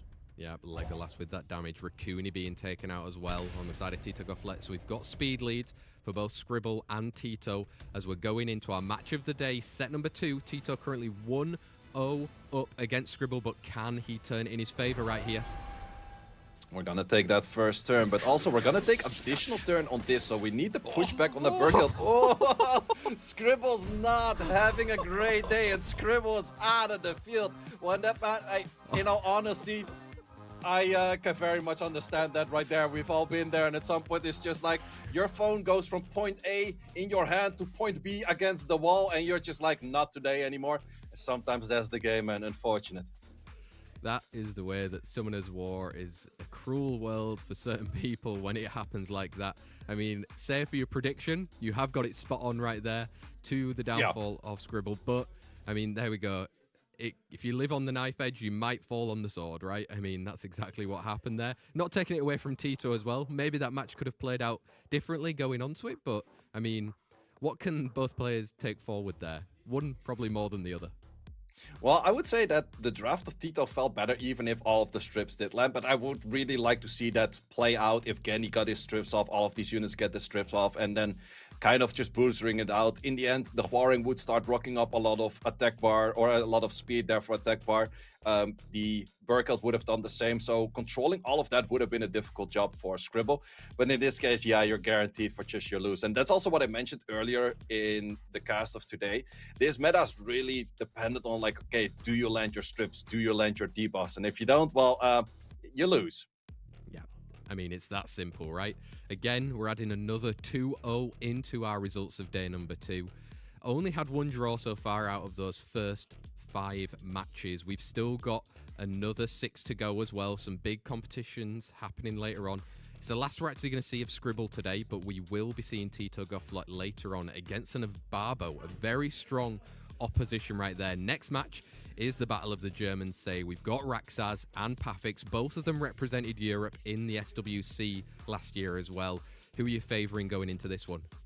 Oh, this is going to be a hard one. I do know that both Rex and Pathics are very high in the leaderboards right now. They're currently ranked 13 and ranked 24. So definitely understanding the meta very well. But let's see what brings that out to the table when you actually have a pre-ban in there. That might be very different. Let's find out. Hopefully with 4 monsters, he won't get raxed in this one. Let's find out. Pathics versus Raxaz in our match number 6 of the Summoners War European League right here. Pre-bans, what are you looking to get in there? We know Raxaz last week, say, was very much on those Drakan Lords. Always opting for the wind and the water alongside an Escher. Is it something Pathics has seen and can maybe deal with? Or do you have to look further into his box? Well, that could be an option. Other options could also be against the Light Huaring or Beelzebub that Raxaz likes to use. On the other side with Pathics, Zhongshan Lao is an option. No, we're actually going to take out the Draken Warrior because he did not have first pick and he was expecting Pathics to take it as a first pick right there. But on the other side, comfortable pre-ban of just simply not playing against it Huaring. Let's find out then how Pathics is going to deal with this first pick right here. Is it going to be Vanessa? No, we're going in for the Xingzhe then, getting that 24 lead with some monkey business. Interesting first pick because mostly Xingzhe is the counter pick to the Wind Draken Warrior, the Asherian, so it's not going to be on the field right now. Let's see what Raxaz likes to go for if he doesn't have the Xingzhe himself. Megumi, always a good option. Do you like to pair the Megumi? Ooh, we're going to go for early Jaeger, and I'm not 100% sure, but I think that Pathics also has a Jaeger. Yep, could be a steal right there. These guys have got very deep boxes with those LDs, and you've got to know what you could be coming up against in these competitions right here. Pathics then, looking in for an Anavel. We saw earlier when partnered with a Nyx can be very good, but opting for a different unit. Yeah, Masha could be a Masha. It's one of those units you don't see too much right now, so it's also one of those units that you could make very particular, maybe on a damage on light to take out Jaegers. But in this case, gonna go for more all-round bruiser with that Assure. Yeah, he's brought a lot of defense breaks coming out on the side of Pathics right here as well. Raxaz probably has to look into that. Are you already opting for some immunity right here and kind of carrying on that bruiser style? Yeah, immunity would definitely fit, but then the big question is what kind of immunity does fit? Ooh, we're actually going to go for Water Aragon, which is immunity itself. It's kind of a more offensive style of a Wusa. Yeah, let's see then. Are we going to see this unit coming through so far? I think maybe we've seen one Lord of the Rings collab unit in all of the competitions so far from even last week, but let's find out. Oh, Tian Lang coming in. Tian Lang coming in. Yeah, this is also a matchup where you could potentially go for a... Ooh, we're actually going to go back to Zeratul. So a lot of defense breaks for that Zeratul over there. And we're going to go for Deafness. I actually have seen Pinkroyd play a bit with this, and it is a very strong unit because if you do outspeed and you do land your things, it is a 3 against 4 immediately. It is a coin flip. Do you land your strip? Do you land your defense break? But do you want to take that risk in a tournament setting? Pathics says no, not going to play against that. No, he doesn't. Speed leads for both Raxaz and Pathics right here. Then it's our Summoners War European League match 6. Who's going to take that first point? Very fast Anivel on that side. Yeah, very fast Anivel, which is going to take a little bit of an awkward turn where, well, if something is stunned right now, it would have actually been taken away. Double resistance right there, but also the NFL itself can't really do anything. Skill 2 silence. Do you want to land that off element? Because that is probably the main thing you're aiming for. Deciding to opt then for that Megumi instead right here. But the Aragorn is going to be coming out to play. We can see him in these competitions now. Yeah, and he's gonna bring the attack buff, but is he gonna bring the attack buff to the Jaeger? Does bring the attack buff to the Jaeger, does do some good damage himself as well. Zeratul has something to say about that, but we have a very fast Jaeger coming right after, and I think he will take out a unit. Definitely will right here. Looking to go into that Megumi to get rid of it off the field, but like you said, there's a defense break sat on that Asher, and Jaeger's skill 2 eats those. Yeah, especially with attack buff. I want to see this damage. I'm expecting like 40 to 50k plus. Maybe even more than 50k. I'm very curious about this damage right here from this Just 58.5k. That's one of the highest hits I've seen in SWC in a very long time. Definitely is right there. And look, you can get the stun on this Rat. Oh, you don't get the stun right now, but there is no immunity on that.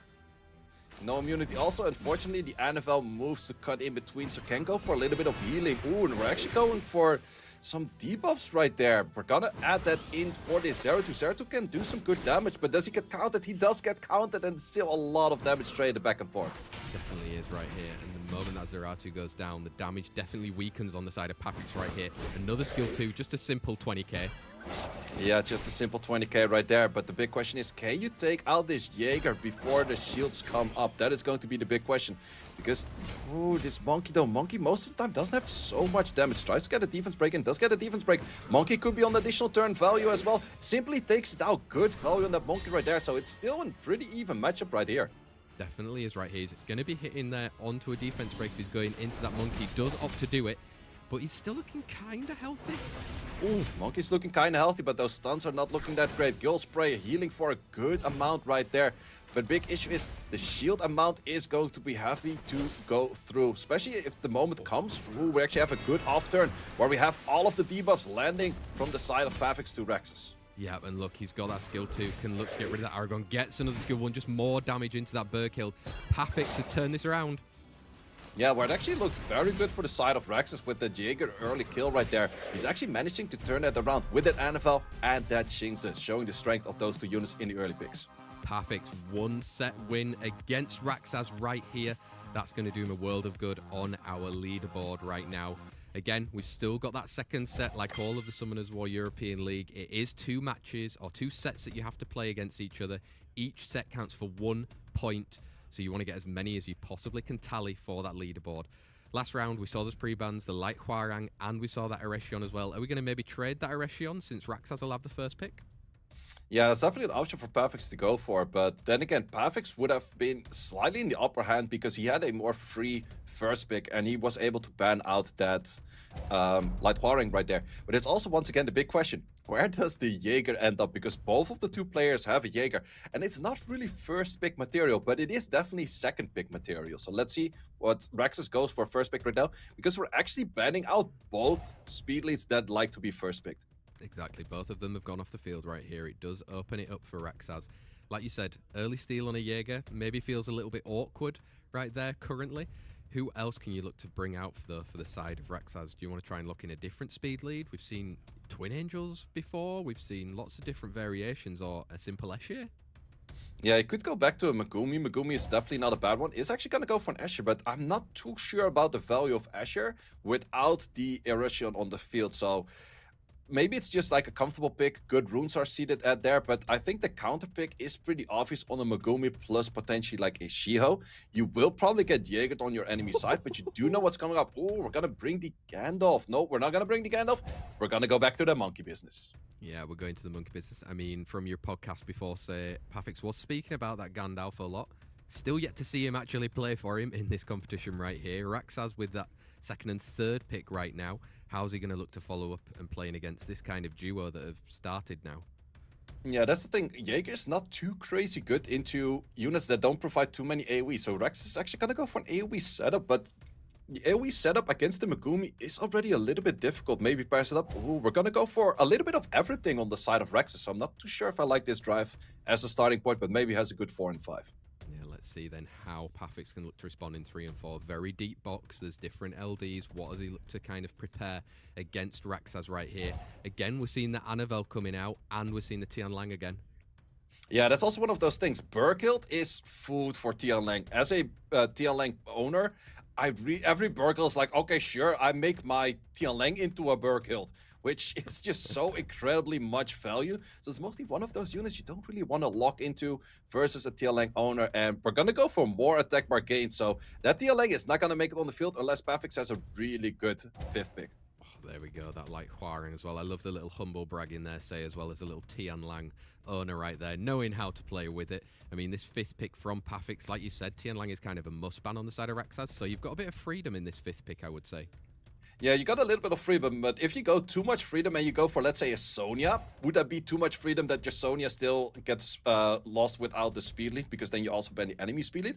We're actually going to go for a Chakra, which is a pretty interesting pick as well. Does have some stun potential, does have good damage potential, but I'm not really sure how much is actually adding to the draft. Yeah, and we're seeing Anavel taken out there and the Layla as well, so we're going to have speed leads for both Raxaz and Pathics into our Summoners War European League Match 6 Set 2 between both of these guys. Shiho, can you look to even get a stun on that Escher maybe?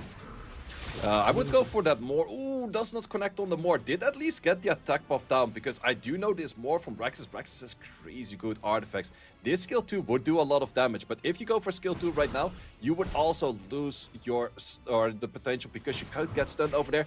But we have so many turns coming into this Tian Lang, because the Tian Lang was not bad out. Wasn't, and look at that, just eating up that attack bar coming through right here. Chakra's going to be able to take a turn soon as well. I mean, you can't really stun so many of the units, but not even a pushback either. Yeah, it's still one of those units that's very hard to deal with, but the Chakra has a double hit, so landing anything from the Chakra is a lot more likely. We're already taking out units, and look at that attack bar of the Tian Lang. Tian Lang is really enjoying this matchup. He definitely is. Whatever you do, I'm just going to take it for my own right there. Already on half. Yeah, already on half, and also every turn you hit anything right now, anything takes a turn, everything just does a little bit of boo or ba, and there's just simply Tian Lang. Tian Lang is lapping a light Huarang. That is definitely a something. It definitely is right there. And look at those light units on the field. They're all going to get hit from that Chakra as well, say. I mean, there we go. Tian Lang, if you let him through, can be very deadly, and Pathics managing to take 2 set wins there against Raxaz. Maybe some bad banning during the draft phase? Yeah, well, I kind of mentioned it similar what we have with the Malignant match earlier, where you have units that all kind of individually are good, but not really working that well together with, once again, the Burkild in there is like, sure, it can kind of work for defense break setups, but it's not really helping the team that much in his individual accord, especially when you know there might be a Tian Lang on the enemy side that you kind of have to ban, or otherwise you're buffing everything on that Tian Lang. Exactly, just taking so many turns, playing against those passives. You've got to have your knowledge around it. Maybe in the heat of the moment, you kind of just, you know, see an Anavel that caused you a bit of trauma in that last match. But at the end of the day, that's why these guys are here, to make those big decisions, those big plays. And hopefully you're enjoying watching as well, because this Summoners War European League is really bringing all of the action right now. Some great matches, and we've still got plenty more matches to go. We've got another 4 happening today. And remember, every single Wednesday at 8 o'clock European time, we're going to be here. We're going to be streaming those matches to you all the way up until our playoffs, which are happening on the 4th of April. Just to have a review of those results so far. Again, we're adding to the 2-0 tally, say. Nobody likes to, you know, share in this game, right? Yeah, well, we have the 1-1 with Guts and Smokes over there, and we still have a lot more matches to go for. So next match is going to be an interesting one as well, because we have Malignant not having any point as of yet, playing against Ismo, which came comfortably from a 2-0 victory. Yeah, I want to see Malignant bring the heat in this matchup against Ismo right here. Currently sat on 0 points. If you've got any person that you want to have a point to prove, Ismo is one of those toughest players to play against, say. Who is your favorite right here? And just going back to it, I think you got that one right in the last one. Yeah, so in this case, I would go for Ismo. So maybe me going for Ismo gives Malignant a little bit more of an upper hand of like, I want to prove, say, wrong. Let's see if that goes for him. Because in the end, I would like to see Malignant also get his points in. But then again, I talk a lot to Ismo. I would really like to see Ismo win. Let's find out. Time for a little wager then, say. If we don't see an LD in this match, you have to promise not to speak. But I pray the players are listening. Let's find out in the pre-bans. Already 2 dark units on the pre-ban as well. Velasquez and that Parter. Well, it's Malignant playing. I expect a Vanessa plus 4 LDs, man. Like, it's not going to be anything else. Vanessa, 4 LDs. So that's what we're going to see. Maybe an Edgeline there. Oh, no. Ismo is doing the dirty. It's like, oh, you don't like RNG? Let me show you RNG. It's taking it away just far. Going for comfortable picks with the Gianna. Is he going to pair that with a steal on the Yun Hong? Because Ismo is actually the only player that can do that as well. Yeah, let's find out if we do see this LD, say. The wager's over. You've definitely won. You can carry on speaking all the way through. And it is confirmed right there. But okay, Malignant. That's the earliest Douglas I've seen in competitive play ever. I've never seen a Douglas being locked in at 2. I think that Ismo can simply just go for like double bombers, maybe for a more. There's a lot of good options that Ismo could go for right now. But what is the right option that he's looking for at this moment? Because Douglas, in the end, it might always be that one dangerous thing that could throw you off. I do want to say it, like you throw some crazy things against opponents and all of a sudden they have no idea how to deal with it, right? Like crazier things have happened in Summoner's War. We're seeing a Zenisec and a Juno right there, locked in very quickly. Bringing a Mi Ying onto the field, but you kind of need to still focus and play your own game.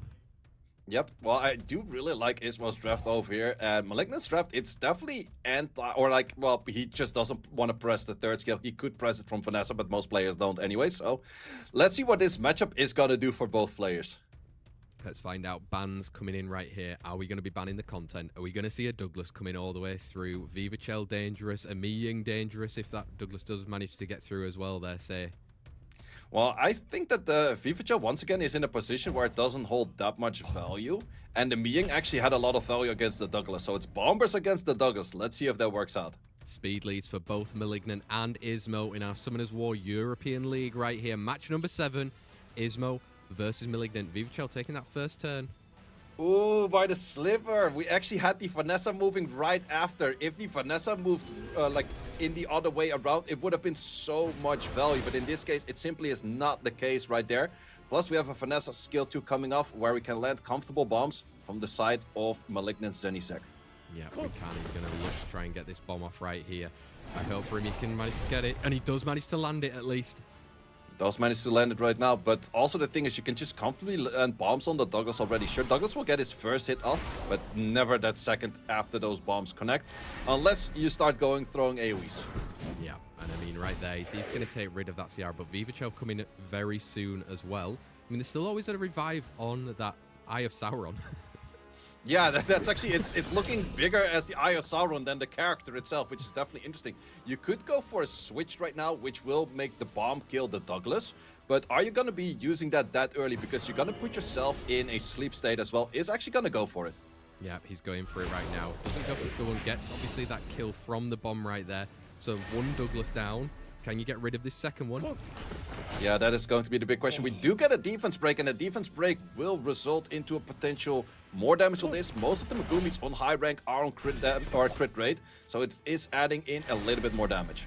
Definitely is right here. I mean, right now can look to even go in again onto it. I mean, there's still an attack on the Douglas as well. Do you want to maybe get rid of that at some point?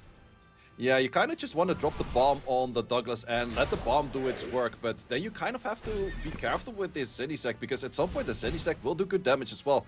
I'm not sure. I don't think this Juno will take out that Gianna right now, and this is where you can start working on other units. Plus, you have the healing coming in from this Vivachel.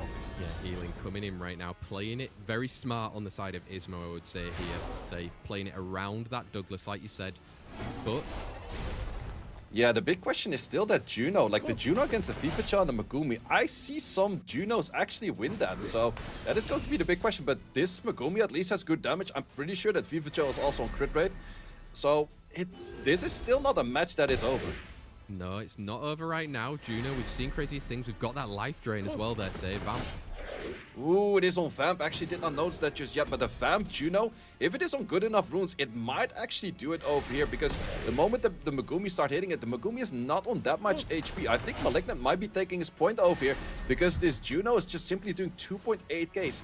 Unless you get a really good rotation from your Song of Destiny, lowering the HP by a lot, it will be a difficult matchup. I mean, we were all quite scared of Douglas, I would say, there. But in the end, it might be Juno that's come into play. Yeah, Juno seems to be the girl of the match over here because the Douglas in the end was more of a decoy. It did not really work for, or, well, it did not really participate that much, but it participated long enough for this Juno to get into comfortable solo potential, and she's definitely gonna solo over here, and that's what I keep saying. Vamp Juno is really something that's super strong in this meta because a lot of units simply cannot deal with it.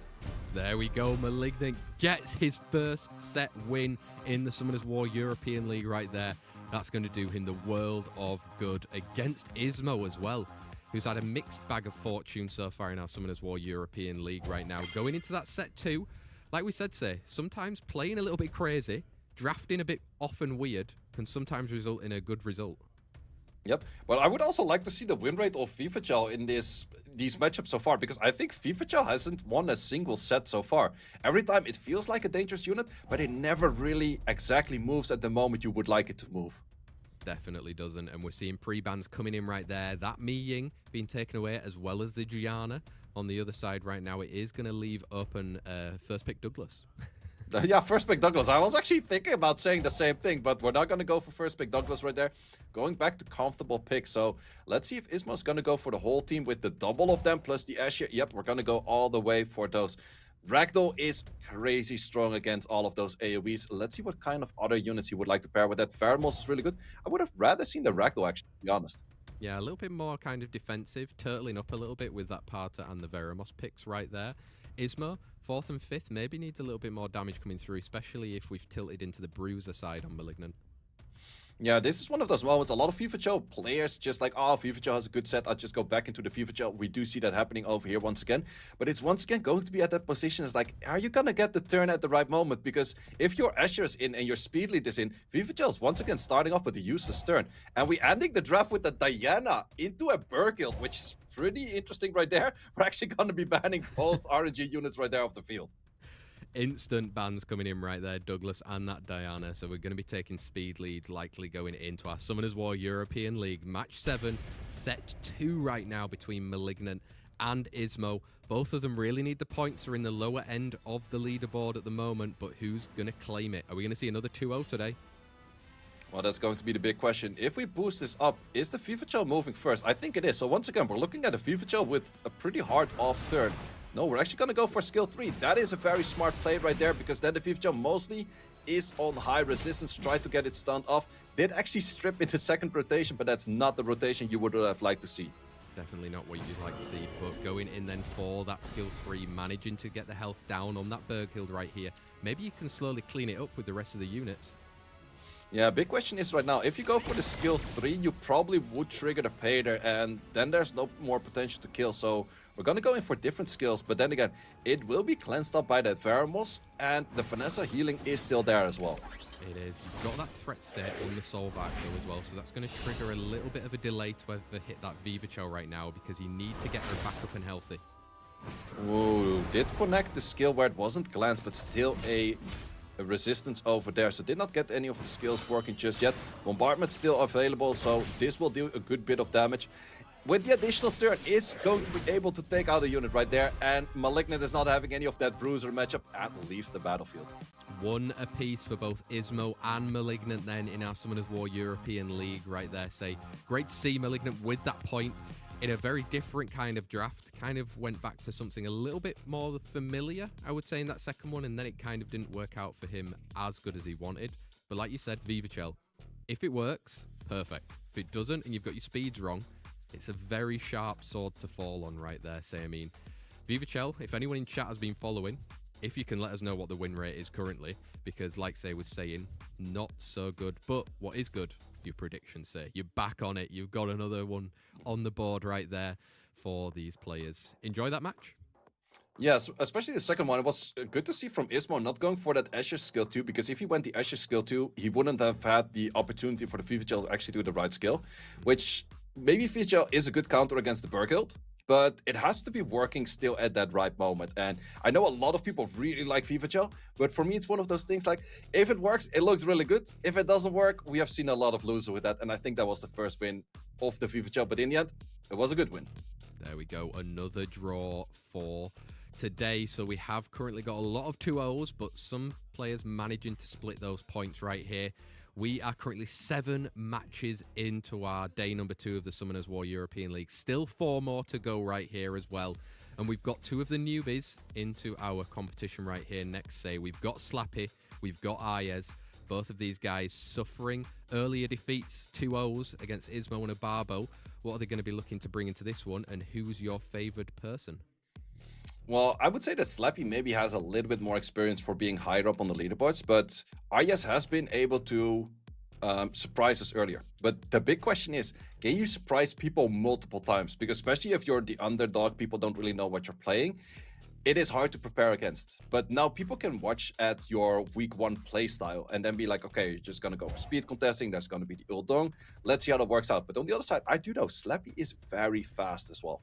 Let's find out. The way we've been slapping his name about. One more try. Aryes? I mean, we've also been butchering Aryes on as well, I'm pretty sure, both of us. Let's find out in this one. Slappy, Aryes. Ooh, we've got 2 dark units being pre-banned, the Gianna and that Dark Zenitsu as well. Yeah, Dark Zenitsu, a very dangerous unit in the current playstyle, so doesn't want to play against that. Slappy, is he going to go for comfortable playstyle with the Draken Warriors? Definitely does have the speed to do so, and he locks in that first Draken Warrior. Let's see how Aryes looks to respond right here in that first and second pick right here then. We're seeing another Fire Megumi, we're seeing the Shiho. This duo is being very strong and picked a lot in the Summoners War European League. Yeah, it's still a super strong duo, but also the double monkey duo. It's very strong against those first turns. Ooh, we're also seeing a super strong pair from the side of Slappy that we haven't seen together yet. We're going to see a lot of shields together with the Water Gandalf. Most common counter is that Bullfrog, but is that Bullfrog going to make it to the field? That is the big question. Let's find out, as it is going to be eating up a lot of that health right there. Still will have to get through a shield at some point.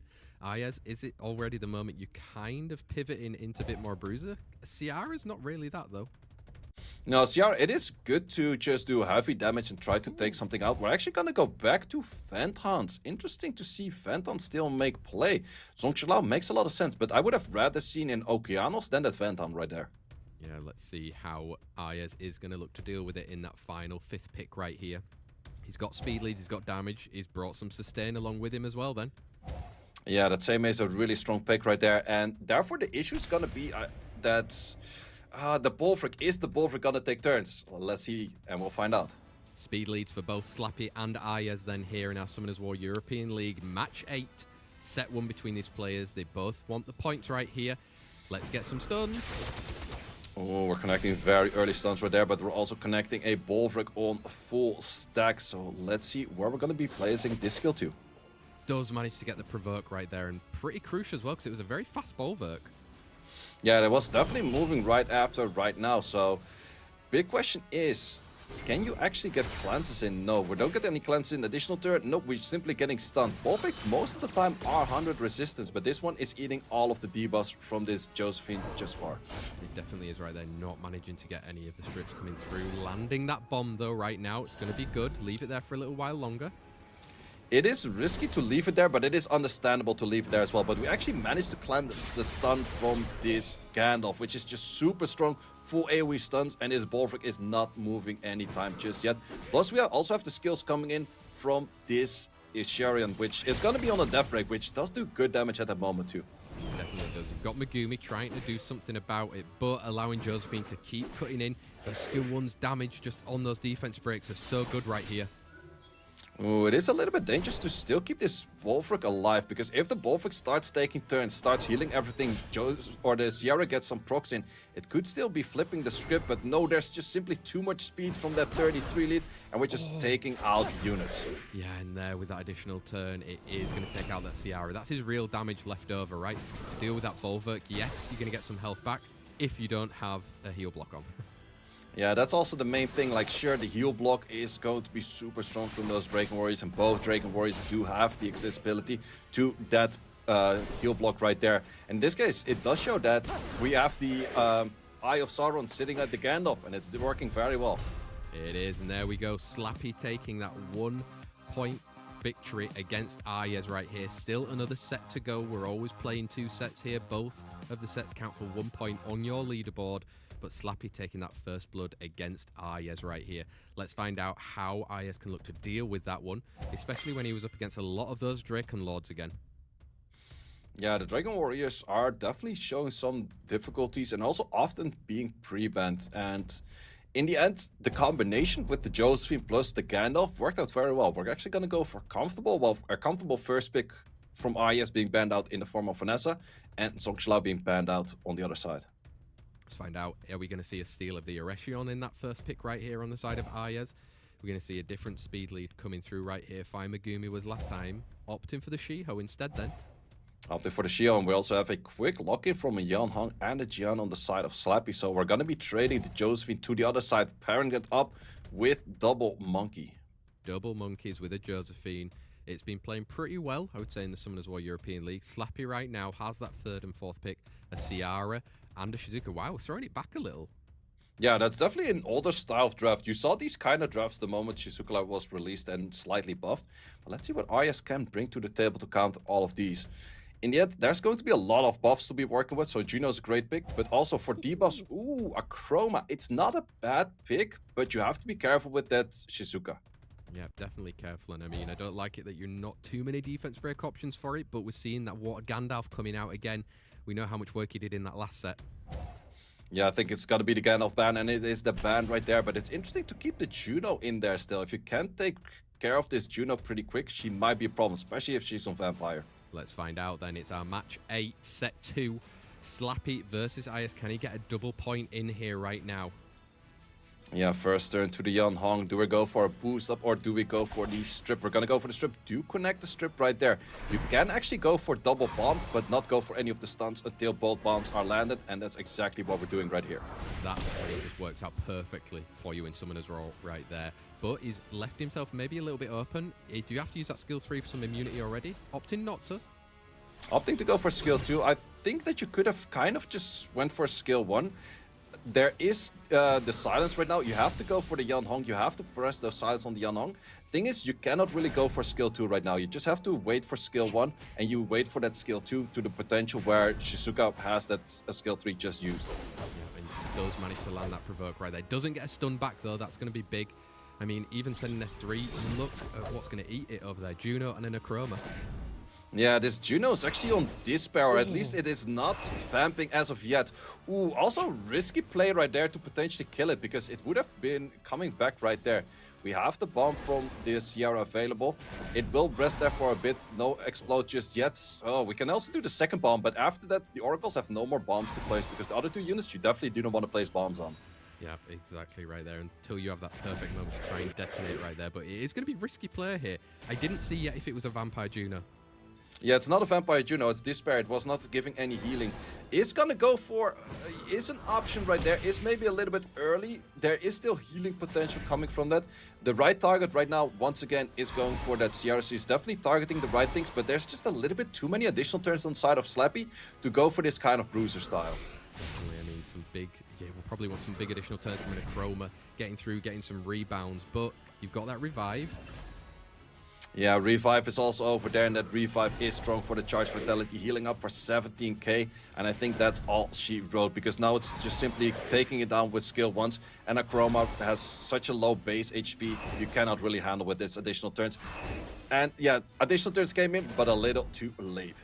Yeah, they definitely did, because the skill 1s of the Oracles as well, plowing in that damage, 2.3k, you're not going to heal through it, and Slappy taking a 2-0 victory in his match against Aryes right here. Say, I mean, again, I think Slappy, very clean drafting, really working well. Suffered a 2-0 loss earlier today, but kind of evened it out in the leaderboard in terms of getting 2 points right now. Aryes, not a good day in the office. Yeah, not a great day in the office. I kind of did like his draft, but I kind of felt like it was maybe lacking a little bit of rune quality, maybe a little bit of artifact quality. And once again, Vampire Juno. Vampire Juno would have done a lot more work over there trying to heal up after getting that bomb in. Definitely would have, but hindsight is a wonderful thing in these competitions, and sadly, whatever you've gone into the arena with your monsters ruined, you're going to have to deal with it and face that, your own judgment on that one. But there we go. So far, we have had 8 matches of the Summoners War European League on our day number 2. The leaderboard is changing a lot. We won't see it officially until the end of today. But let's find out how those results kind of came in. We've seen a lot of 2-0s. We've seen a couple of points shared across the board as well. And all of these points really start to add up, especially I would say in kind of week 4, week 5. We're only in week 2 right now, but it could be a matter of 1 to 2 set wins that could make all the difference when we get back to it there, say. 3 more matches to go. Last Deadly Sin, Smokes, Obabo, Tito Gofflet, Guts, Pathics. Some big names still left to go in this one. Yeah, absolutely. And also looking at the leaderboards, the ones that can walk even further on the leaderboard, Obabo is sitting at a 6-0. He could make that 8-0, and then he's already sitting very comfortably, because I think from last years that we've done this, if you're sitting around like 11 points or 12 points, you're mostly already in or even already skipping matches. And Obabo's steamrolling all of his matches already in the 2nd week. So let's see if he can make that all the way through, or maybe some of these other players can steal some of those points. Definitely. But of course, folks, we're going into our 2nd break very soon. But before we do that, we do have something for you. Make sure you're looking to redeem the coupon, which is going to be a Fire Scroll plus 100k mana as well right there. Fire Scroll, which unit? Maybe you can get a Juno, then build a Vamp Juno, and then we'll see you in the Summoners War European League next year. Easy as that, say, right? Yeah, that or Megumi, also still very strong. Definitely one of those units that a lot of these players have been still first picking. Please let us know in chat what you got. If you haven't already, mods will be in there making sure that the codes are ready for you so you can put it into any of your devices on the game guide. Say, 8 matches in, 3 more yet to go. We will slowly be going into a break, so I'm just going to say the kind of natural spiel. Don't go anywhere, we've got 5 more minutes, but over to you, Say. We're all here and we're ready for story time. Yeah, are we doing story time? So how was your guys' day? Let me know in chat. Your guy, like, we care about all we're doing here on the channel, right? And all about the stream and Summoners War European League. But also, how about you guys? How was your guys' day? Did you summon anything great? Did you like the recent patch? Maybe.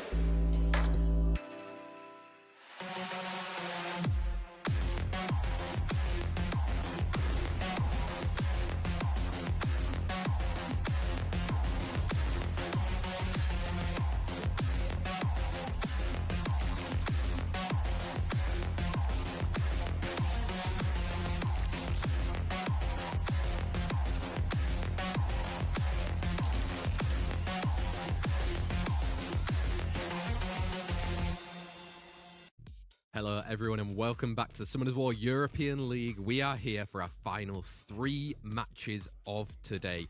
If you weren't here earlier, remember, 8 o'clock every single Wednesday, we're going to be here bringing you all of the action from the Summoners War European League. From res checks, through to procs, through to every single thing that Summoners War has to offer. Throw in a Douglas on the side. That's exactly what we love. So far 8 matches. Some ups, some downs. It's the classic of a leaderboard, right? A different league. Everything and anything can happen. But these last 3 matches is why we're here to watch it. I mean, are we starting to see some sort of a current meta in the Swell kind of division?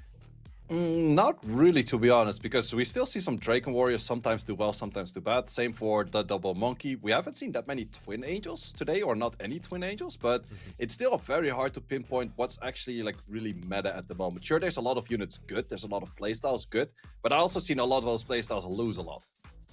Yep, we have. We've seen a lot of them. We've seen a lot of losses, actually, today in terms of just having 2-0 points going through, and 2-0 is huge. You get nothing from that match, and later on it might come to bite you in the bottom as we get into our leaderboard and definitely in those playoff positions as well. This next matchup, though, we've got Last Deadly Sin versus Smokes right there. Say, mixed bag of results so far for both of these guys, probably leaning towards the lower end of the table. Your predictions, how are we looking for this one? Ooh, I think we're gonna go 1 apiece on these ones, because I think that both drafts can kind of surprise the others. But let's see how that's going to work out, because we do see Smokes has a lot of great LDs. But so far, also on the side of Malignant, the great LD boxes have not really made it that far just yet. There we go. There's hope for me then, say. But of all bad things in the world, time to see if Smokes might be the last Deadly Sin in this one. Let's find out in our match number 9 of the Summoners War European League. Pre-bans are coming in. Okay, pre-ban a Douglas, and we've got Nyx. I'm not too sure, like, pre-banning a Douglas against Smokes. Smokes has a lot of things that you would like to pre-ban. Douglas probably ain't one of them.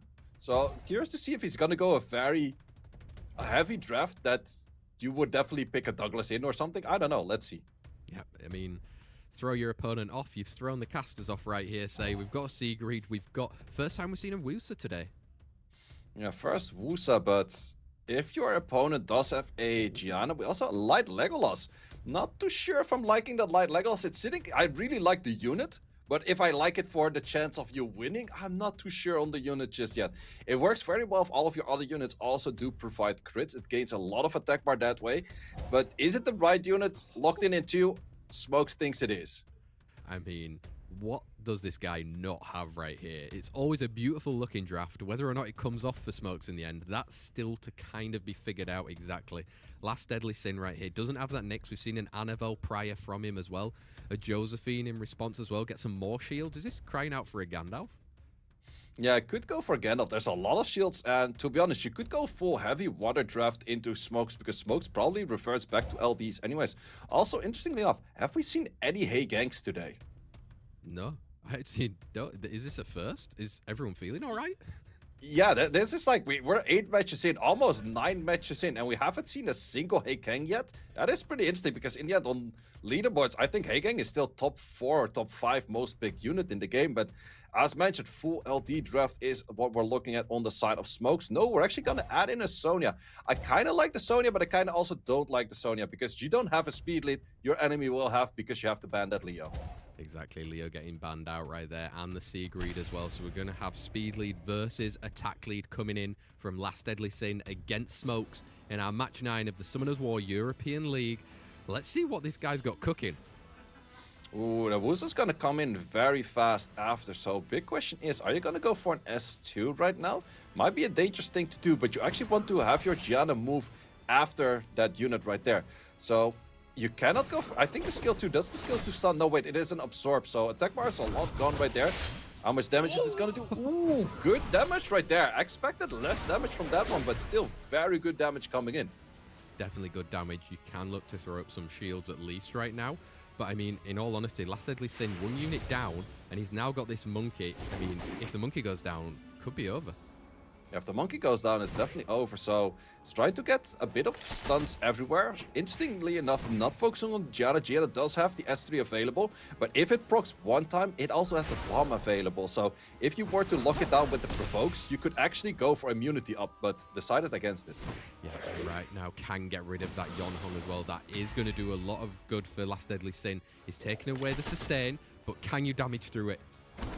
Yeah, and also the Gianna will have a rotation where Gianna will have skill unless you go for, ooh, did not get the skill 1 sleep. So the rotation of the Wolf Immaturity looked very questionable right there. Definitely did Legolas coming in right there with that skill 2. Some more damage coming in. Sonya looking to go again. You're going to get rid of that monkey at least. Yeah, getting rid of the monkey. And also, this Legolas is having a pretty free match right now because the Legolas gets extra attack bar for any of your allies that crit. So crit from the Gianna means attack bar to this Legolas. Crit from the Legolas also means attack bar to the Legolas. So if you pair it with a lot of crits, Sonya's skill 1 in the end is still a double crit. So you're getting a lot of bar back and forth. And this draft is, interestingly enough, working very well for Smokes. Definitely is. And I mean, Wusa against that Gianna would have come down to it. And Smokes managing to secure that first set win against Last Deadly Sin. It's going to do him great for the leaderboard. He really needed those points right now. Let's have a look actually when we go into this matchup right here. Currently sat at 9 and 6 on the league. So I mean, the lower end of the table, they really need to pick up these points. Pre-bans last time round. Still don't understand fully why that Douglas was there, but it is what it is. Yeah, the Douglas I definitely don't understand because in the whole draft, especially if you go that heavy into a Wusa in the 2, Josephine in the 3, you don't care anything about Douglas in the first place. So fairly interesting to see a almost disrespect ban right there. A disrespect ban, I like it. We're seeing this time more of a respect ban, I would say, then with the Xingje and that Sigrid coming out, knowing that Smokes has been kind of leaning to it for his first pick. Last Deadly Sin though, first pick this time around. Who do you think he's going for? Oh, we could go for Megumi. That's always a common pick. No, wait. That is the man that likes the first pick on that Nyx. Yeah, bringing Nyx, extending those debuffs out on the enemy team right there. We've seen before kind of units that already supply a lot of debuffs. Kind of those ones being chosen with it, right? Like an Anavel later on. How is Smokes going to look to prepare against that? Are we going to see the kind of all or nothing? That is an all or nothing right there. If you cannot do the attack buff, attack bar gain with a secret, you just simply do it with a different unit. In this case, a Wu Young. It's also the big question, like, is your rune quality still good enough on those units? But actually, the Wu Young plus Yan Hong combination is super strong. Funny enough, Fire Draken Warrior is very strong with the pair of those two because he gets so much bar from being low HP and getting an insane healing. He will do an insane amount of damage. But is that something you want to play here on the stage? Yep, is he going to monster subjugate that one into his 4th pick right here? Or is he going to look to kind of carry on his trend? No, we've still got a Josephine, so a bit of a change up. Bit of a change up, and also the Leo doesn't really Leo into a Benedict isn't that strong, and you're not necessarily any speed contesting. And we're gonna go for a Lars potential last pick. I'm not too sure. It does provide a lot of debuffs, maybe not the right unit. I would have rather seen an actual proper snipe unit, but then again, Nyx on the field might make it where you would have to ban that off. Let's see what's gonna be for the ban here, because the units that Smokes is drafting, a lot of them you don't see that commonly. There we go then. We've got a War Young and we've got that Piranha coming out. So we are going to see a Leo on the field. Let's take away all of those speed advantages, say. Wow, Last Deadly Sin and Smokes definitely showing us all of the action here in our Summoners War European League. Let's find out attack lead and attack light lead as well. That 50% as well. Could be pretty huge going into it. So our match number 9, Last Deadly Sin versus Smokes. Who's going to get that point? Well, big question is, Benedict, can you get your skills off? It is not looking that squishy, so do you gamble your S2 right now? I think you want to gamble your S2. Does actually manage to get the strip, so your whole team will move. If you miss a debuff right now, you would still give bar to the enemy, so it is a little bit dangerous with that fact. Also, if you hit something else right now, you kind of want to do it on the shield, but if it procs, oh, the proc right there came in, and you're stunned on your Benedict because of it. Damn, wrong timing to get that additional turn there for the side of Smokes right now, but I mean, Lars can start slowly going off. Oh. Yeah, we have the Lars going off, but the Lars is also giving a lot of bar to this Megumi every time it will take a turn. We do have the next hit coming in, reset on the Yanhong. I'm not too sure if the Yanhong was reset right now, but we do have another stun coming in to that Yanhong right there. Wow, Megumi just so annoying, getting those turns and getting those stuns, getting those kills, but he's going to take a turn. We're gonna take a turn, and we're also gonna take off a unit. Benedict attack break is not gonna do that much damage, but there's not that much HP on this Megumi. Can you take it out? 8k on the ignore defense, still enough. And I think we might be looking at a very creative win from Smokes over here, because Leo is not really that much of a solo unit unless it's on Vampire, and I don't think this one is. And it's also, this Lars is doing a lot of damage. He definitely is. He's not even going to take a turn, and Smokes has confirmed it there. 2 set wins against Last Deadly Sin. It's going to bring him higher up that leaderboard right there. Maybe almost up into like the 7-6 position. We don't know right now, but we will have a look at the end of today right there. I mean, again, leaning into the LDs, Smokes this time did come into fruition, managed to get those kind of wins under his belt, especially with a Lars, with that Benedict. I mean, creative at least. Yeah, very creative. Actually, the Lars is actually, or it was before in the challenge arena, which is a very interesting unit on good artifacts. It can do a lot of damage, but it's also kind of hard to get him into the cycle state where he does have a little bit of that adrenaline. He gets all of the attack bar, but he also still did a lot of damage. And playing that into Megumi is dangerous, but with enough damage, it did work out right there. Yeah, if you can get rid of that Megumi, the annoying unit on that side, taking those turns, getting those stuns, but Smokes managing to take those points away. We still have another 2 matches left for today's competition. We've had 9 so far. If you weren't here for them, remember, 8 o'clock, set a reminder in your calendar, on your phone, wherever it might be. We'll be here bringing you all of that action. And just to round it up, another 2-0. This is the day of a lot of 2-0s. Yes, we've had a couple of draws thrown in there just for good measure, say, but are people starting to kind of find the groove a little bit? Yeah, it might be. It might be. It's hard to say still, because in the end, no one walked away with 4 points just yet. But Obabo is the one man that might be actually doing that. Or Tito. Both of them technically could get 4 points from today, as Obabo faced earlier against Aryes, and Tito obviously taking Scribble in what was that very fast second set as well. Say, for both of our players right now, I think it's quite obvious who you might say, but do you want to confirm it? Well, I would say, like, in the end, Obabo's sitting at a rank 1 position with only clean victories thus far, but can he do that against Tito? That's what we're going to find out.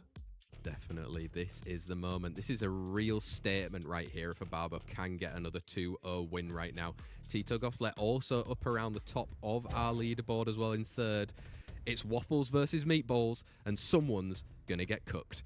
Let's find out if it's Obabo or if it's Tito Gofflet in this one, taking the points home right here. And pre-bans could be very important here, especially if you kind of guessing where some of those rune sets might be on the side of Obabo.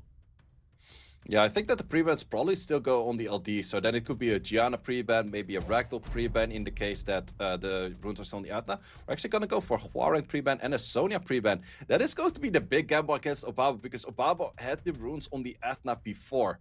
Are they still on the Atna? Then again, playing an Atna into a Ragdoll player is very difficult, so he might have taken those away. This is the mind games that we're working out right here. Tito Gofflet locking in that first pick, the Shiho right here. Very common to partner up with a Megumi later on, but do you want to take it as your first pick as a Obabo? Oh! Ooh, we're gonna go for the Vanessa combination, the protection for the Dark Zenitsu, a very strong unit in current meta because it's very well against all of those stuns. And if Tito goes for multiple stuns in the form of a Megumi right now, doesn't work that well. Shiho doesn't work that well, so let's see. Changing it up for double Twin Angels, first of the day.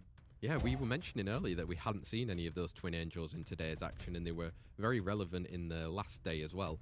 So interesting to see Tito Gofflet kind of changing it up right here. Obabo right now, how's he going to look to respond into this situation? In previous times, we've seen a doubles Zenitsu angle. We've seen, obviously, a Zeratu as well coming out at any point. Yeah, there's a lot of options you could go for, but it's hard to say what works best. Ooh, we're still going to go back to that Atna, so that's an opener for a Ragdoll for sure right there. But the big question is, what would you like to pair with that Ragdoll? A Juno would make a bit of sense, but it might also die off pretty fast. But let's see, most of the Ragdoll players would always like to put a Ragdoll into a Athna because you just simply crit so much. Yeah, so much crit, getting so much attack bar on the side for your team as well. Opting at the moment then for that Gianna and a Rakuni. Different angle going into it there then. I'm very surprised that there's no Ragdoll on that field because as myself as a Athna main player a few seasons ago, I really did not like to see any Ragdolls, and that was always a very big difficulty. And you can also assume for Obabo, all of those units will crit a lot. Misty, also a difficult unit to deal with. Probably a ban on that Gianna. Yeah, Let's see if the Gianna does manage to get through or not right here. And like you said, Misty could be a solo angle, but also that Dark Zenitsu, when it gets going, it took so many turns last week as well, saying it's so annoying to deal with. Yeah, it's definitely a hard unit to deal with, but you have to keep in mind, Shizuka might also be stealing all of your buffs, so it might be one of those units you have to ban out. There's a lot of good options for bans right here, but we're actually going to go completely different. Both fire units are not on the field. Yeah, so we've got a speed lead on the side of Tito Gofflet here against Obabo with that HP lead as well. It's going into our match 10, Obabo versus Tito Gofflet, 1 versus 3, and Shiho does win that race. Shio does win that race because of having the speed lead. However, where can you really place your skill 3? Because there's 2 units you cannot stun. 1 unit is off element and the other unit is probably 100 resistance. We do connect it on the 100 resistance. However, we might just lose all of those buffs to this Athena. Yeah, let's find out right here. You've got Etna going straight for that skill 3, looking to get rid of those buffs and steal them from that monkey right here. Yeah, big question right now. Where is the damage gonna come in? Because if you strip something right now, you can already drop the bomb over there. But probably you have to go for the bomb on this Shizuka to make sure that the Shizuka is not gonna take all of those buffs at a later state. Yep, exactly right here. I mean, you've got that attack bar push up from the twins coming in as well. Cool time. Rakuni can follow it straight up as well. Gianna's going to come in. I mean, he's praying for Shizuka not to go an additional turn if you're Tito. Yeah, well, you're definitely looking to add in the bomb, but then the big issue is you have 2 units you cannot stun. So the Gianna doesn't have that much value in this match, because now probably your whole enemy team is gonna get stunned from that. Ooh, it's actually missing a good bit of stuns as well. But if you land the death break right here, that is a death break, and that is a dead monkey right there. Definitely is, and it's who eats them up. Oh, or does he? Ooh, that's actually way less damage than I expected. Normally, maybe this is a bit more of a tanky build right there, but most of the time, that is good enough damage to take it out, but we did take it out later on.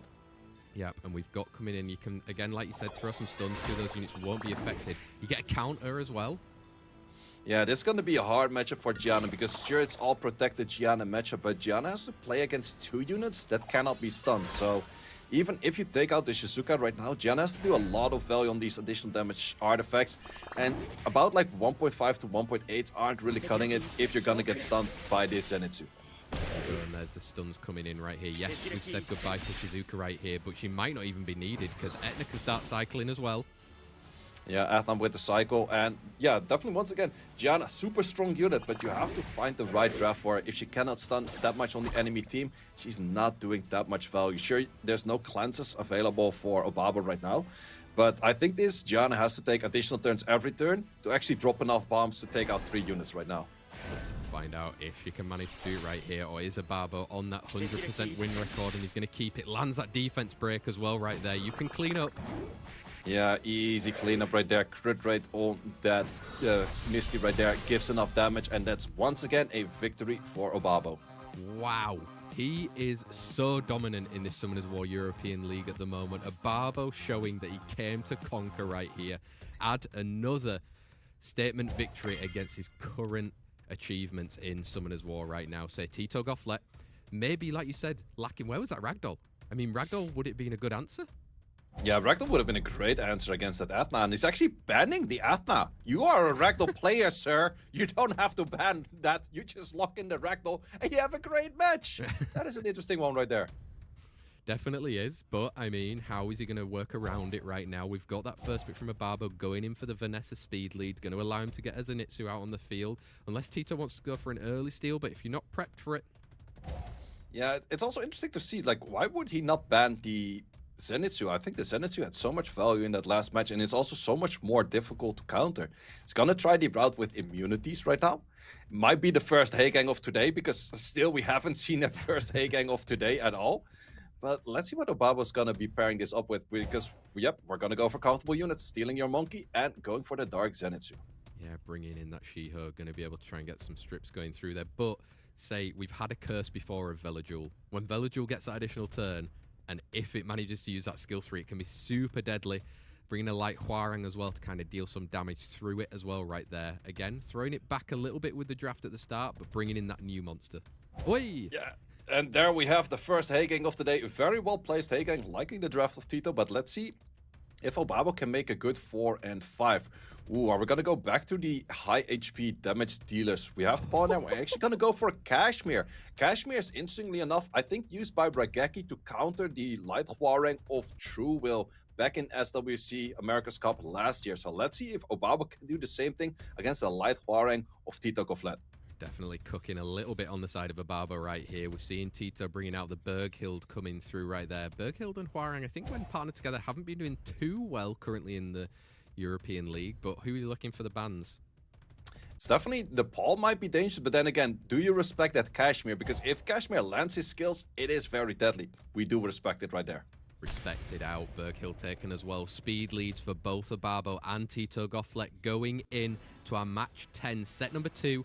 Can Obabo keep it going? That train isn't stopping for anyone. Yeah, let's see where we're gonna land our first skill at. Also, any of the units you landed on is not that interesting. Ooh, we're gonna go high on the damage on this Velajul right away.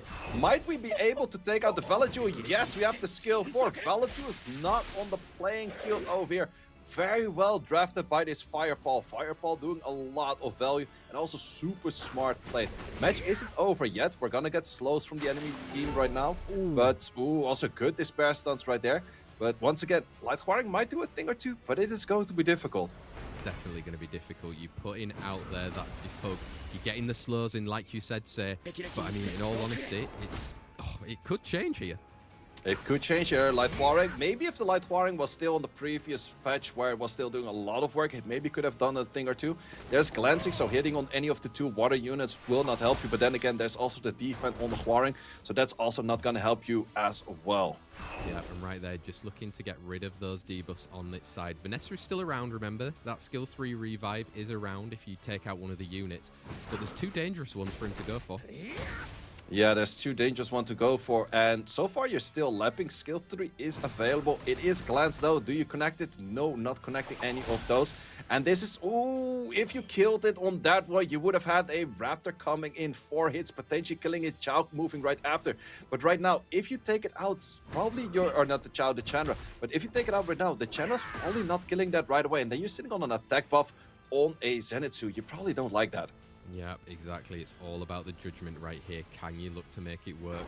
I mean, Monkey's going to come round soon as well. You need him to get stuns on those 2 water units. Yeah, let's see where the skills are going to connect. Glancing is still there, but you could go for the Huarang. Did not connect any of the skills. Defense break. Are you going to try to connect it on the Huarang? Trying to try that off Element. Did not manage to do it, however, but we have the skill for gaining a lot of attack bar right there and getting a despair stun. Yeah, huge stun right there. And partnering up with another stun as well. It's going to mean he's going to come back with that attack buff as well. That is a 10k heal. Looking at how much HP this unit has, therefore it wasn't doing as much damage. If that bar is 10k on the unit that doesn't have that much HP on the base, we're looking at a lot of HP on this unit right here. We definitely are. Is it the time of Zenitsu for Obabo as he's taking out that Light Huarang all up against Heigang? He is 100% on his win rate right now in the Summoners War European League. Unheard of right now, say. Just playing so unbelievably well with those units. Dark Zenitsu. Are other people sleeping on him? Well, Dark Zenitsu actually is one of the highest win rates in current meta. That is because he's a super hard counter to all of the heavy stunts. And there's just the Megumi, there's the Shio, there's the Josephine, there's so many other random units that also have a stun in there. So it's doing really good against all of those units. And pairing that up with the Vanessa, but also making it despair and super tanky. That's maybe the thing where people's like, oh, it's a damage dealer. I should put damage on it. I should put Violent on it because it has the skill 1 defense break. Yes, all of those options are not bad, but if you give a lot of protection and he starts getting focused, he might die off very soon. But not the one from Obabo. Super tanky, still working very well. Exactly. Again, we're just showing the rune quality, the artifact quality of all of our players that are in the Summoners War European League. Whatever you think you have, it's nowhere close, let's be honest. And in all honesty, seeing how they're playing right now, it's the top level that Europe has to offer. Someday, we will get an SWC, you surely say, right? Well, maybe this year is the year. But once again, 2-0s across the board. We have 2 outliers with a 1-1 right there. And actually from Guts, that could potentially pick up more points right there. Or is it going to go to Pathics? Exactly. One final match of the day, folks. It's our day 2 of the Summoners War European League. It is going to be Guts versus Pathics, rounding things off for us here. Now, obviously, these points still matter for these players. They've picked up a couple earlier, but like I've said before, that leaderboard, by the time we get close to April, every single point counts, and you really need to make them matter right now, just like Obabo did. Predictions say? Ooh, it's a hard one to predict. We have Pathics coming off from a very convincing, strong victory, but it's against a very different player when facing against Guts. So let's see what the two gentlemen can make. I would say one apiece, but let's see if that works out. Wow, sitting on the fence. It's the last chance to fix your spot on the leaderboard.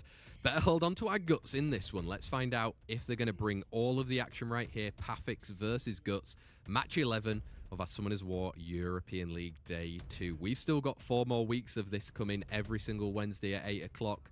And we're going to find out if the current 2nd ranked player can take some points off the 5th ranked player. Jaeger and Parta being pre-banned. Respecting the LDs, that's what you like to see, and that's also what you mostly see. First match, respecting the LDs. Second match, drama banning. So let's see if that's gonna work out for the next match as well. Rinse and repeat. We're seeing Aryes coming in then for Pathics, that 33 speed lead, new to the cluster as well. How is Guts going to look to respond? I mean, earlier on we've seen Prahas from him, we've seen a kind of a mixed bag, to be honest. Yeah, kind of a mix. He hasn't been playing that much on the Monkey Megumi, but it's definitely a strong opener, Monkey Megumi or even Double Monkey. Yep, Monkey Megumi is the opener against the Dragon Warrior. I love how that flows out of the mouth there, saying Monkey Megumi going up against Pathics. Are we going to see the classic old Escher? Are we going to see the brother coming in? No, we're changing it up for maybe a different one of the Monkey business. Yeah, Zhongchen Lao is definitely a strong pair on the Wind Dragon Warrior, but we're also right away countering. Ooh, we're actually going to go for an early Nyx as well. Well, sometimes Nyx is first pick, but that's also the dangerous thing on Nyx. You might end up with very low damage, and those 3 units are not going to be good against bruisers such as Misty and a Raccoon. And I like the drafting style of Guts right now in the 4 and the 3. Yeah, definitely playing against the tempo right now being set from Pathics. If he's going to look to slow things down, Guts also maybe slowing things down. Let's bruiser it out with a Misty and a Raccoon. If you're going to kind of follow through with this on the side of Pathics, you need to bring something like a Chow. Chow is an option. He does have a Julian as well. Annabelle, still a really good option because there's not... Well, there's the Raccoon for the cleanses, but Chow is definitely in a strong position right here. And you still have defense breaks from the Draken Warrior on that skill 1, and that is what's making all of these Draken Warriors so strong. Yeah, it is right here. 5th pick coming in for Guts the Berserk right now. Maybe looking for some more sustain coming through, or an Oliver to get some control on those 2 water units.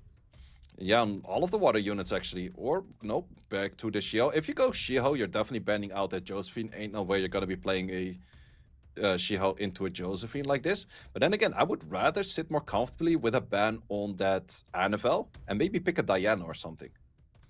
Ooh. Oh, we're changing it up then for that Oliver, looking to try and control some of those attack bars then on the side of Pathics. Bans though? I would still go for the ban on the Annabelle. On the other side, you could maybe go for the Raccoon because that is pretty much where the healing and the sustain comes from. If you're placing that off there, it is not as strong. But on the other side, Chow might be a potential for a ban too. Yeah, those solo units, are those going to be the ones that maybe get banned out? We've got both forms of sustain being taken out then in the Raccoon and Annabelle. Speed leads 33% apiece for both Guts the Berserk and Pathics as we're going into our match 11, the final match of the day, Guts versus Pathics. Yeah, let's see, Shiho, where do you want to connect your stun? You could go for a Nyx. That's probably the only target. Oh, we're going to go for an off element. Trying to land it. Did not actually getting, but that Misty is super fast. That Misty is outspeeding a Oliver. You don't see that too often. No, you don't. And now Nyx coming in, getting those cool times as well. Going to be crucial for him right now. Yeah, we almost had the Oliver move. If the Oliver was a crit rate, oh, the despair, perfect despair right there. And this is also where we can start landing. Provokes did not get the 3-turn provoke. That is always a bad thing to have a resist seated on. Definitely, you can see right there that heal block on the Misty as well. Not going to help him, likely built on that Vampire. Stuns you can throw out. Wasn't going for the skill 2 on the stun because he didn't want to have to fight the shield, but in this case still got the stun on that skill 1 just now. And the fight against the Misty is getting harder and harder. However, heal block is there, whereas Chow is actually able to take off heal blocks. The Misty is not. Yeah, and if he doesn't survive too much longer, it will be all she wrote for him right now. Again, Josephine going to be following up soon with a skill 1 or even a skill 2. Yep, we have the skills available. You definitely want to be taking out this Misty. It's actually going to leave the Misty to the additional damage from this Nyx potentially. No, we're actually going to be placing it elsewhere to get the stuns in. But we have this Chow moving in front of this Misty, and that will probably take it out. Yeah, he's going to be following up very soon right now. He can look to try and get defense break. Doesn't get one, and then even a skill 1 into that skill 2 on the Monkey. Yep, Monkey seeded at a 3-turn provoke. 3-turn provoke is something you don't shake off too often. Also, especially against Josephine. Josephine still has the chances of getting stuns after that with the counters, with being stunned, more counters in there. And this draft is working very well. And this also once again shows Chow is really good in the right draft if you put good enough runes to it.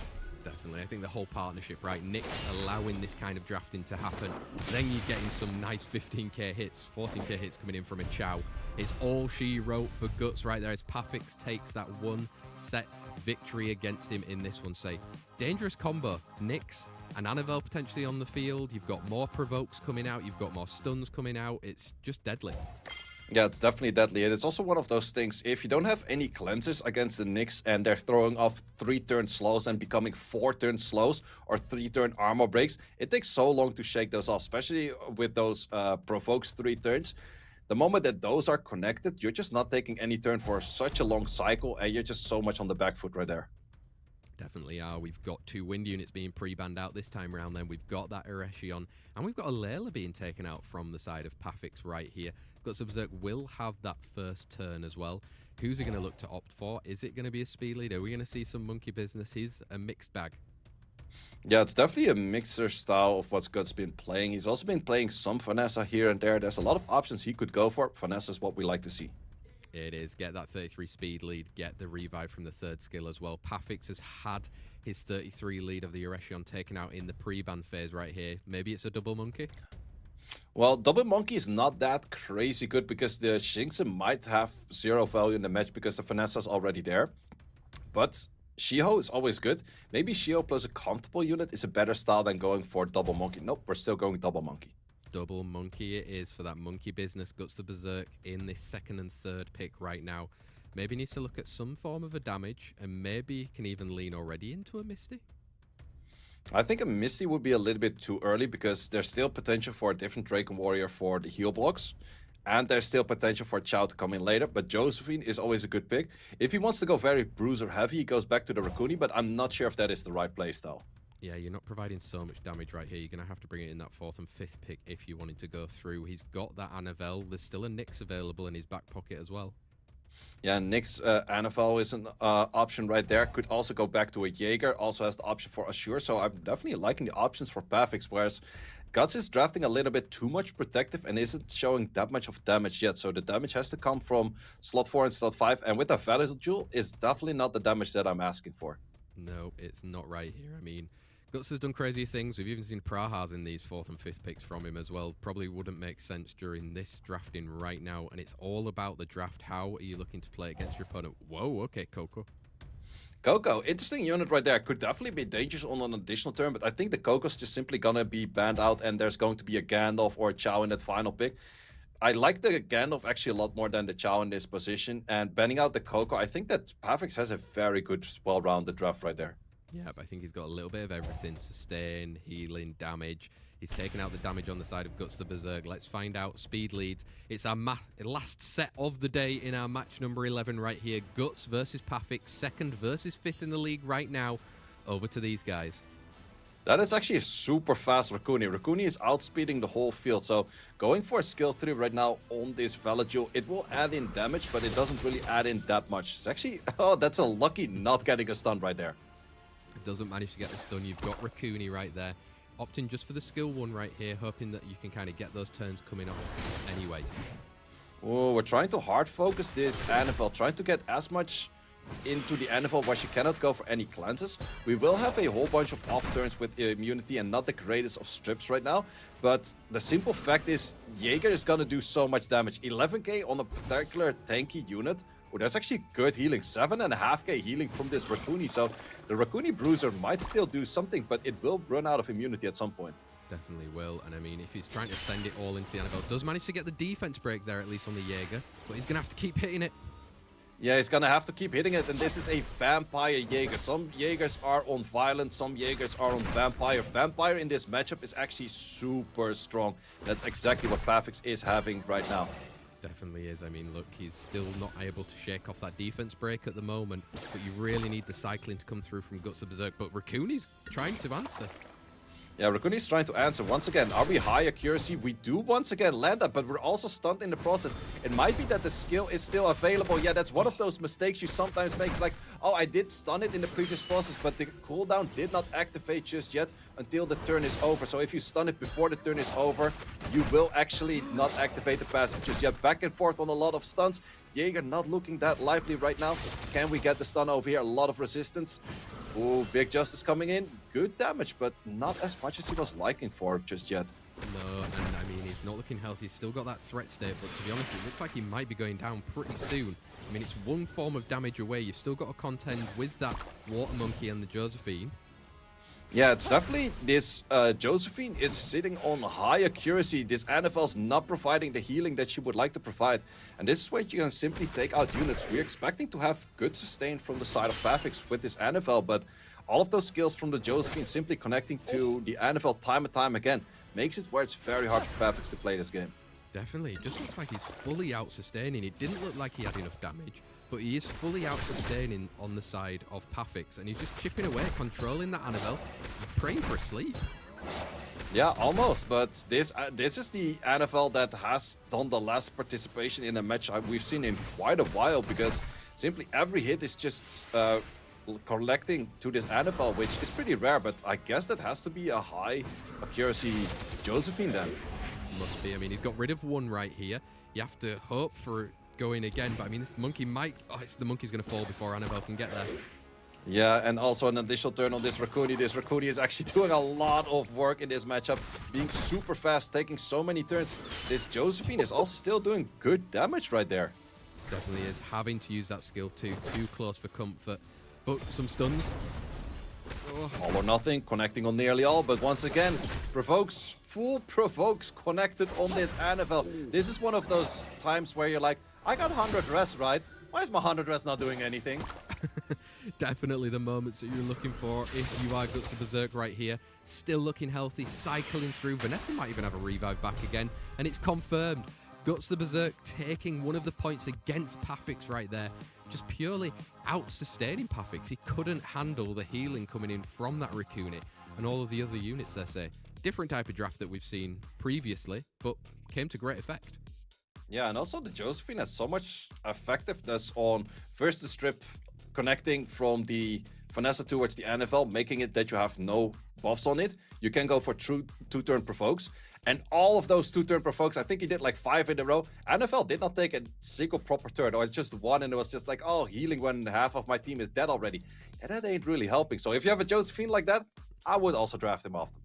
Definitely would. And I mean, there we go. That is wrapping all of the matches that have happened today in our League Day number 2 of the Summoners War European League. We're going to have a look at all of those results from all of the 11 matches and see then how it tallies into our leaderboard, what we've all been waiting for.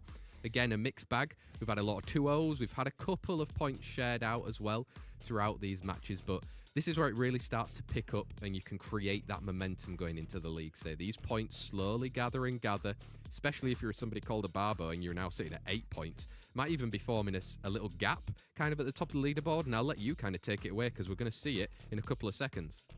Yeah, I think there's going to be a big gap. Even 2 points, 2 to 3 points against the number 2 and number 3 from Obabo towards the other. So that is a really big and comfortable gap already, because if we look at how many people get placed, all the way to 3 points, people still get placed. And Obabo is having 5 more points than that. He's almost having 3 times as much points right there. But then again, we also have a few people sitting at the bottom of the leaderboards. Not everyone played the same amount of matches. You got to keep that in mind as well. Because, for example, Raxaz played less matches. But yeah, we're definitely seeing a lot of matches on the board already. Everyone at least has 1 point. That is important as well. Exactly. Everyone gets that participation medal, like you were saying, but I mean, here it is. That's a statement by Obabo. He is here to play and take those points against his opponents. And I mean, just following up slowly in the background, you've got Pathics, Guts, Slappy. Remember, you need to get into that top 8 overall from this leaderboard in order to make it through to the playoffs, where you're going to be seeded against different opponents during that best of 5 situation as well. The better you do here, the easier, or maybe not the easier, but the less matches you're going to have to play later on that crucial day. And that's what it's all about. You need to get those points, and if you make any mistake, people are going to capitalize on it. I mean, wow, what a day that we've been through from Hearsay. Everyone who's still watching and around with us, let us know in chat how you thought today was. Hopefully as well, my mic was sounding pretty good. Maybe hopefully. And from that, we've still got something, obviously, that we're going to be giving to you at some point soon. But say, any words around today? Well, it was definitely interesting to see not that many Hey Gangs. And that's definitely a unit that's normally very pivotal. You see a lot. And this time around, I think we had it in one draft. Was even banned out in that one. I'm not 100% sure. No, I think it actually made it into the draft. But as you can see, some more Fire Scrolls. You're not going to get a Hey Gang on that one right there, but you might be picking up some Shiho or some of the other units we do see. Wow, getting some 100 energy, 2 Fire Scrolls. I'll last well. French for you. If you haven't got it, make sure you have a look in chat. Mods will be there to make sure you've got the link. If you're on the different mobile devices, wherever you are, even on Steam, whatever it might be, make sure you are unlocking those codes and redeeming them. Let us know in chat what you got as well. Reminders for everybody, we're here for another 4 weeks on Wednesdays. So at the moment, all the way through, well, it won't be February next, all the way through March, we'll be here every Wednesday at 8 o'clock. So make sure you are around to hear our lovely voices commenting on all things Summoners War. Make sure you're supporting all of the players. There's plenty of points up for grab, more coupon codes, and obviously my chatty friend is always going to be here to make sure that we get things right now. Yeah, absolutely. So, guys, thanks a lot for watching. Highly appreciate y'all being here. Definitely be here once again. And this time, we're just going to nail it on time. So, bye, guys.